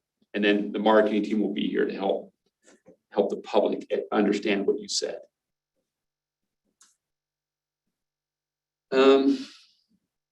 Community outreach, I think I talked a little bit about that, but we're also going to be bringing in we're going to talk a little bit about marketing. And so this marketing, you could do tons of stuff. We could have an ad on the Super Bowl, but it won't be here at that time. But as you saw in the budget, we don't have enough money. Yeah, better not be. We don't know when sports are anymore. But no, and so we're going to want to think about how robust, how thorough, how every aspect of how we're going to use this money. And I love this quote by Churchill. He said, "Gentlemen, we're out of money. Now we must think." And so I'd rather think before we're out of money, and we're going to go ahead and do the thinking, but then still have some money. So we're going to try to do it earlier in the process before we run out. And so we want to get our most bang for our buck. But the 2 critical elements is the legal aspect, and 2 is the public outreach. Those 2 things are going to make this plan superior and fantastic. Right? So when we sell those UIRC t-shirts. Yes. That would add to the budget opportunities that we have here, right? That's right. And listen, That's why we mark. we expect you to be signing those. So the front is a map of each one, the back says, "I got GIS." I got GIS.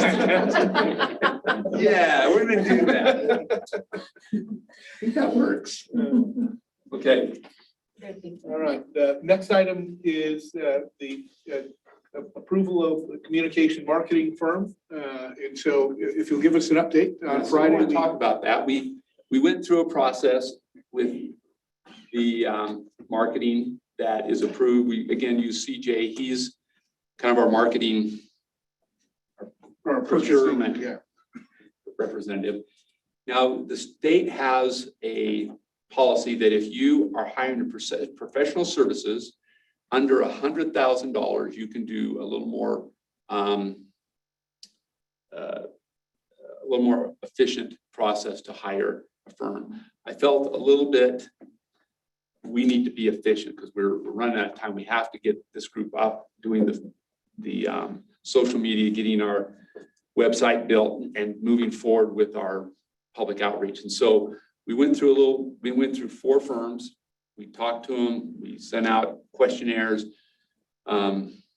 Jacob and Ali helped. We went through a process of scoring. We came up with a selected one. It was Love Communication. So we have a contract from them for $99,000, which is below the cap. So they understand that. Now we'll be responsible with some of this money that we have in the budget, media, advertising, and so forth, and how much, where we spend it, and how we do it. They're going to come back and talk to you next week about a plan. In fact, he's on, so I thought it might be worthwhile for you to maybe, when we get to that, we're on that item. Yep, we're on that item. To just tell him what your expectation, and not so much what you want him to do, but how. And just tell him anything you want, actually, so that when he brings the plan next week, he's not hitting you cold, but he's getting some of your input. So if he's still on, I am. Oh, Aaron's on. Okay. You got stuff shipping. All right. So I guess, first of all, maybe we have a motion on the approval of the. So after having gone through the purchasing process under the guidance of CJ, staff is recommending that we hire Love Communications to serve as our communication and marketing firm. And we need a motion to approve it. And just one question. I know it's probably redundant, but just so that it's clear on the public record, none of you have any connection with that firm at all. No. Thank you. Mr. Chair, just a question. Please. If we can ask, Yes. what made, what rose to the top for Love Communication that they were the ones selected? So there were a number of things, but one of the things that we had them write 100 words. Why getting the public involved in redistricting is important, because I figure that they're only going to listen to 40 words, so 100 was actually probably more than we should give them. I should have brought it, man. It was really powerful. I think they did a great job. Then when we talked about their firm, I gave them 200 words. What are we missing in their firm? Why would they be good for this particular job for this project? And again, there were a couple others that were really well written that gave you some good emotional power to them, but theirs were just, for me, I read, I'll cry. No, so we can send it over to you, but it just, again, it just was a really, I felt very strongly that they had the vision of this commission, that it was going to be something that was going to be a passion for them. And in talking to them, that's the feeling I get, is this is something that's better or more important than most campaigns are going to be involved in. So. Commissioner Hilliard? My question is that we have by statute some pretty stringent rules for us, and I would hope that same would apply to them. Any political involvement or anything like that, because I hate to have us get started and come to find out they've been the campaign manager for somebody and We asked them specifically about that, and that was an initial questionnaire, if they had any political affiliations or were they dealing with any politicians of doing any work for, and that was one, I think, question number 2. So we can certainly talk to them about that. Now we got them online, so. Any other discussion before we call it a motion? how big is the firm? How many people we need of communications? Seemed like about 20. We have 45. Oh, 45, okay. But I was only off by. I only saw 20 pictures in the. I'm confused, Gordon. Did you want us to have a brief discussion now to let them Either way. know? what If we're you'd like to talk to interested them in? first or whatever, I think that however you'd like to, I'd like you to at some point to make a motion Right. and approve the contract, but I don't have a problem with you talking to me before or after. Okay, I don't care whether, I just had a couple of ideas. Okay. So if there are other questions, I'd love to entertain those. Otherwise, I'd like to have a motion to approve them and then move to the discussion on what you want to inform the firm on your preferences on how we reach out. I'd move the motion. Okay, so we have, my brain just froze. We have a motion. Do we have a second? We have a second. Any discussion? Not hearing any, I'll call the motion. All in favor of the motion to hire Love Communications as our communication and marketing firm? All in favor? Aye. Any opposed? Hearing none, the motion carries. All right, so I'd like to introduce Aaron, and what I asked him to stay and listen to the whole thing, but I was particularly interested in him listening to the software because I wanted him to know the challenge he had to make it clear to the public. And in my discussions with him, I wanted to make sure that we were able to reach every kind of demographic, people that maybe is as fluent in English as others. But what I'd like you to do is just talk to him. Well, tell him whatever you want. Actually, you're in charge. So Aaron, do you want to introduce yourself quickly? Absolutely. Aaron Evans, Love Communications. We're a full service marketing advertising agency here in Salt Lake. Of course, been involved in a variety of campaigns. You name the industry, we work in it, but including political and nonprofit groups. And thrilled, absolutely thrilled to be working with you all. We truly feel this is just an incredibly important commission, an incredibly important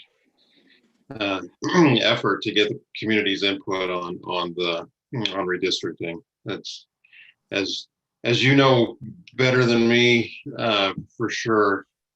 The political climate right now could not be more, I guess, divided, if that's the right word to use.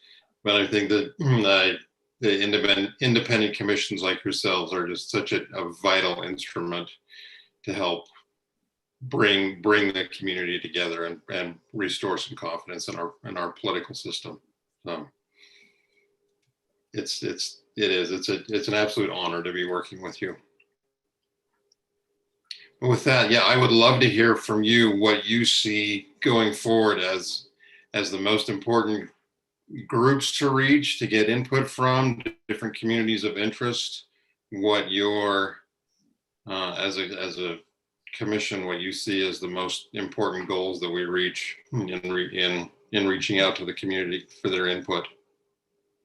Commissioner Durham, I know you had some comments. I do. That's an interesting question that you start with, because to some extent, I think we might want to rely on your people to help us identify the communities and the groups, although other commissioners may have their own long list. But that's a difficult one for me. I had a couple of probably generalized ideas, but one was that I think that whatever we do in the public sphere has got to both identify the project that we're working on and what the commission is. Because I don't think a lot of people, except the ones who are already deeply engaged, really know much about us. And then the other thing that I think is really important in any public facing communications is that we let the public know what we need from them, and identify the tasks that we hope that they'll engage with, and give them easy access to ways to do that. And then the third thing I have is really just a question in terms of instead of using paid advertising, or not instead of, but in addition to, can we look at public service announcements across the media and, on the radios, television, Social media. and social media? That's, yes, didn't think of that, but that's even bigger. So that's it for me. Yeah, with a lot of the paid media, our traditional media will be able to get a lot of added value and matching PSAs, if you will. The digital media companies, the Facebooks and Twitters and Instagrams of the world, generally won't, or almost without fail, they won't do any added value. Take that for what it is, based from them. But from our traditional media companies, partners, we can definitely get some added value, really maximize our media spend. And then from a PR standpoint, I know we'll be able to get a lot of earned media around this entire process. Thank you. Commissioner Hill and then Commissioner Thorne. Thank you, Mr. Chair. Yes, I agree with Commissioner Durham, and I believe that education will be a big piece of this. And obviously, we want to engage communities throughout the state. So I'm just curious to know, or I guess I'm just stating the importance of just working with different types of community organizations, a lot of nonprofits. Those organizations will know how to reach out to specific communities. And so I would just love to hear a little bit about your community engagement experience and how you propose to reach out to diverse communities across the state. Absolutely. We'll be reaching out to every different organization we can come up with, whether it be, for example, AARP to reach our different senior groups throughout the state, or different minority groups, whether it's like Centro Civico.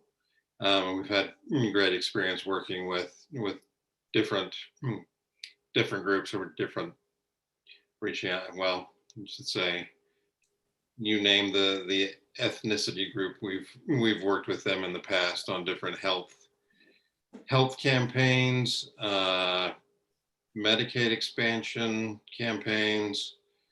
Boy, quite a few. And that is one of the questions I had for you. If there are specific groups, whether they're Spanish speaking or other minority groups that you specifically want to reach out to, we can put in special effort to reach them. Commissioner Thorne. Just to build on what Commissioner Durham was talking about, particularly with social media, but also with other business groups. Some of them are in need of good PR. And this might be a way of having them look good by doing something for the whole community, as opposed to just simply being the subject of criticism. So they may be willing to sponsor either an event or some written form that goes into the paychecks for people. I guess I would just hope that you would look to be inventive in terms of particularly getting people who are not traditional partners to help. Thank you. Please, Commissioner Hilliard. Commissioner Favor, thank you. Thank you. I have just 3 points I want to make. Number one, I did a great thing in my life by getting off Twitter. That just cleared my life out. But I do get a little bit of Twitter. I saw a couple of things that bothered me, was generally telling us as a commission they wanted to make sure that we made one congressional district for the Democrats. And like they're owed one. And the only way you do that really in my mind is if you gerrymander. And that's really what we're trying not to do. We're trying not to do that. But I think there's a perception for those who really push for this commission is that somehow we're going to pull this out of this. And I think it's going to be really important to educate the public to know that that's not our agenda. Our agenda is to be fair with everyone and try to put together a district for this community of interest. Second thing I think is really important is time is really short. I mean, this time is going to fly right by. And as I look at our mechanism, I was just telling Commissioner Hale, she and I are good enough friends. I'm very comfortable calling her and saying, this is what I'm thinking. What are you thinking? And get things worked out pretty quickly. You can't do that. You have to do it all in the public meeting. And that's going to really be a detriment to us as we try to do that.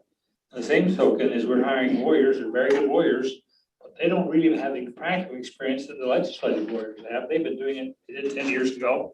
They've been at meetings every year about it. The last thing is, I think the people who would put Initiative 4 together need to get involved with this too, because I think they really have an idea what we're doing. I think they're going to know people and groups that have really been pushing for this. And I think I would hope that they feel comfortable with what we've done, that we've reached the higher ground of doing our districting. But if not, I think we'll read our names in infamy for years after. Thank you. Other comments? Commissioner Bishop? Yeah, could I just ask Mr. Evans if, I mean, our job is to draw maps. Yeah. It's actually, for the legislature, it's actually a fairly narrow group. What in the hell do you think you're supposed to do for us? How do you, what is it that your vision is? I mean, if we're gonna give you $100,000, why? For what purpose? Essentially, get people out, get the members. Sorry. I want a part of that. Yeah, more than anything, just get members of the public and as many members of the public involved to jump in, learn the software and use the software to draw maps to submit and to become really involved in the process. Because I know the more people we have that submit and chime in and share their opinion and provide their own thoughts and ideas and maps, the better it makes the commission look and as bipartisan as possible. So our goal is to get more people giving us maps, more input, more people attending the public meetings. That's really the ultimate goal of what we're attempting to do. That's my ultimate goal with them, with this group. The attorneys aren't to get people here. They're just supposed to keep us from getting sued. But this guy, he's supposed to get Send us afterwards. See, he's supposed to get people here. I want him to help me know how to utilize that when you say something, it's going to resonate with the public. We want this to be the people's districting maps, and there'll be the legislators' districting maps. This is the people's, and we need to have the people involved. But I think Commissioner Durham said it. People don't know who in the heck we are. We need to somehow, in the next 2.5 months, allow people to be aware of who we are, how they can be a part of the process, and they got to believe that government's listening to them. Right. And I believe you will listen to them. And so we need them to know this is their chance, the next chance to really speak to government, and it's going to influence. You are going to consider what they tell you. And I think this expertise is something critical for this commission to have to make that happen. Other questions or comments from Mr. Evans? From my perspective, I think I appreciate the comments that have been made, and I think the question that Commissioner Bishop raises is really important, and that is what's our purpose. And our purpose, in part, is to make sure we're engaging with the public. When people have asked me kind of what we want to do, my response has always been, we want to, one, be transparent. Two, we want to be engaging. And three, we want to be fair and for people to understand that we're trying to do the people's business. And so finding ways to communicate that kind of message in a way that's understood and resonates with people and reaches the broadest audience possible, I think is part of our challenge. I mean, it would be wonderful if we had an unlimited budget and we could have ads at the Jazz games, because there are going to be at least 2 or 3 people across the state watching those events go on, and we do wish the Jazz well. But at the end of the day, what we want is we want people to know that we're committed to this, and we're not simply wasting our time. Y'all are too important and are giving up too much of your time to be doing a futile effort. And so we want people to understand that we have good people who are committed and giving of their time to do good things. And so I appreciate the commitment of each of you. Commissioner Hill. Thanks, Mr. Chair. I think too, as we were just discussing a few minutes earlier too, about how toxic our political situation is across the country. And I think this is one great opportunity for people to become engaged and become involved. And if we're doing our job as we work with a communications firm to help get the word out and to encourage participation, this is one way people have of being engaged and hoping to find ways and working with us to find solutions where people feel confident that the voting districts are fair, the precincts are fair, that the redistricting has been a fair process and one that people were able to participate in. So I think, yes, we need to draw maps, but I think it's also incumbent upon us to ensure that we're providing an opportunity for residents throughout the state to be engaged in this and to hopefully build people's confidence in voting and that they feel like it's a fair process. Any other comments? Well, we look forward to the work that Love Communication will do, and are excited to have a more robust conversation at our next meeting with some more detailed strategies to reach out to some of the communities that have been mentioned, but also, as Commissioner Durham has said, the communities that we haven't thought of, and that becomes equally important. So thank you very much. The last item we have on our agenda is around our schedule. And I have a couple thoughts. please. So last time we heard that it was important to map out some football games and to look at a few issues like that. And so what we'd like to do, and I wanted to bring up one more thing. We had started talking to some different groups, and one of the things that came up is that in your very first meeting, although it was a disaster, and I didn't see it, and I'm gonna pay Good for more. you. No, it's a disaster. And when Chair Facer put that together, he put an item in there, public comment, and that led to your disaster. But I had a number of people tell me that they really appreciated that. Are we going to do that again? And one of the things they commented on is, could we have our community, they wanted to comment on some of the community things. And so there's a balance of trying to be secure and have good meetings, but there's also listening to the public. And so they asked if we could maybe put back on the agenda some way to allow the public to comment to you at the end of these meetings. And so I talked to Sharon, I'm just throwing it out if we can go ahead and select these locations, but again, do we want to have some public input in doing that? So again, Allie and Jacob and Sharon and I can sit down and help you get there, because we can find out the football games and the times, and I'll tell you who's going to win, but we Please, Commissioner Durham. Well, it seems to me that we could protect security by setting up a thread, like a chat on a Zoom call, that they could be pretty effective and allow people to comment even during these meetings as well as the public hearings and so on. I would certainly support that effort. One of our interns is going to have to monitor those, and we're going to have to shape the agenda around discussion of those questions. Some of them will just say, we have to take that under advisement. That needs research, and we'll be working on it. But I like the notion of opening up all of our meetings, including our regularly scheduled ones, to comments, but I wouldn't do it live in terms of, I'm scarred from that experience. You'll have to pay for some therapy. Please, Commissioner Hilliard. I think my experience in having live meetings is you need someone with the control of the button to turn the microphone. And that's what you'd have to do. You could have people give public comment and then just play them, it's pre-recorded, and hear them those way. I think it's important you try to answer people's questions, but not debate with them. I think that's really important, that you don't argue with them. And I think what Commissioner Durham said is correct. I appreciate your input. We'll take it under advisement. And not let the same 10 or 15 people dominate each meeting.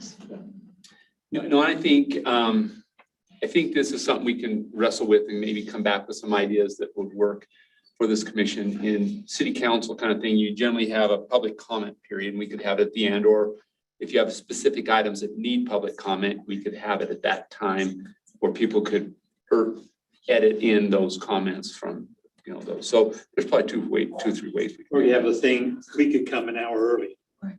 And just mingle with the people out in the crowd, and just maybe have pictures up. Yeah. I want to hear from these areas we go to. What do they consider community of interest? Yeah. So if you go to someplace like Vernal and say, if you want a Senate district, you've got to have 120,000 people. Your county has 220,000. What's your community interest? How do you get 120? Good luck. To that end, I'm going to need some training, because I've spent my career not talking to people who want to give me their opinion. I think that's actually an excellent point, that many of us haven't been trained necessarily to be engaging with the public general. Now, some of you have a little more experience with that than some of the rest of us. But I have experience. Some of them may have been scarring, but Judge, that's what you've done your entire life. I mean, this is not, when we're talking about engaging and talking with the public, we're not arguing with the public. You're listening to them. They will say something. You don't have to respond to everything, but the ability of listening is the key. I mean, that's what you've done your entire life. Is listening. That's what we're doing. They're very good at Especially if they feel like you're listening. Or sleep while you look like you're listening, whatever it is. Listening with your eyes open. That's okay. Yeah, so we'll be bringing that to you next week, and I think Chairman Bishop's idea of everybody wearing T-shirts on the commission so you're identified in the meeting link was a really good idea. So we're going to start designing.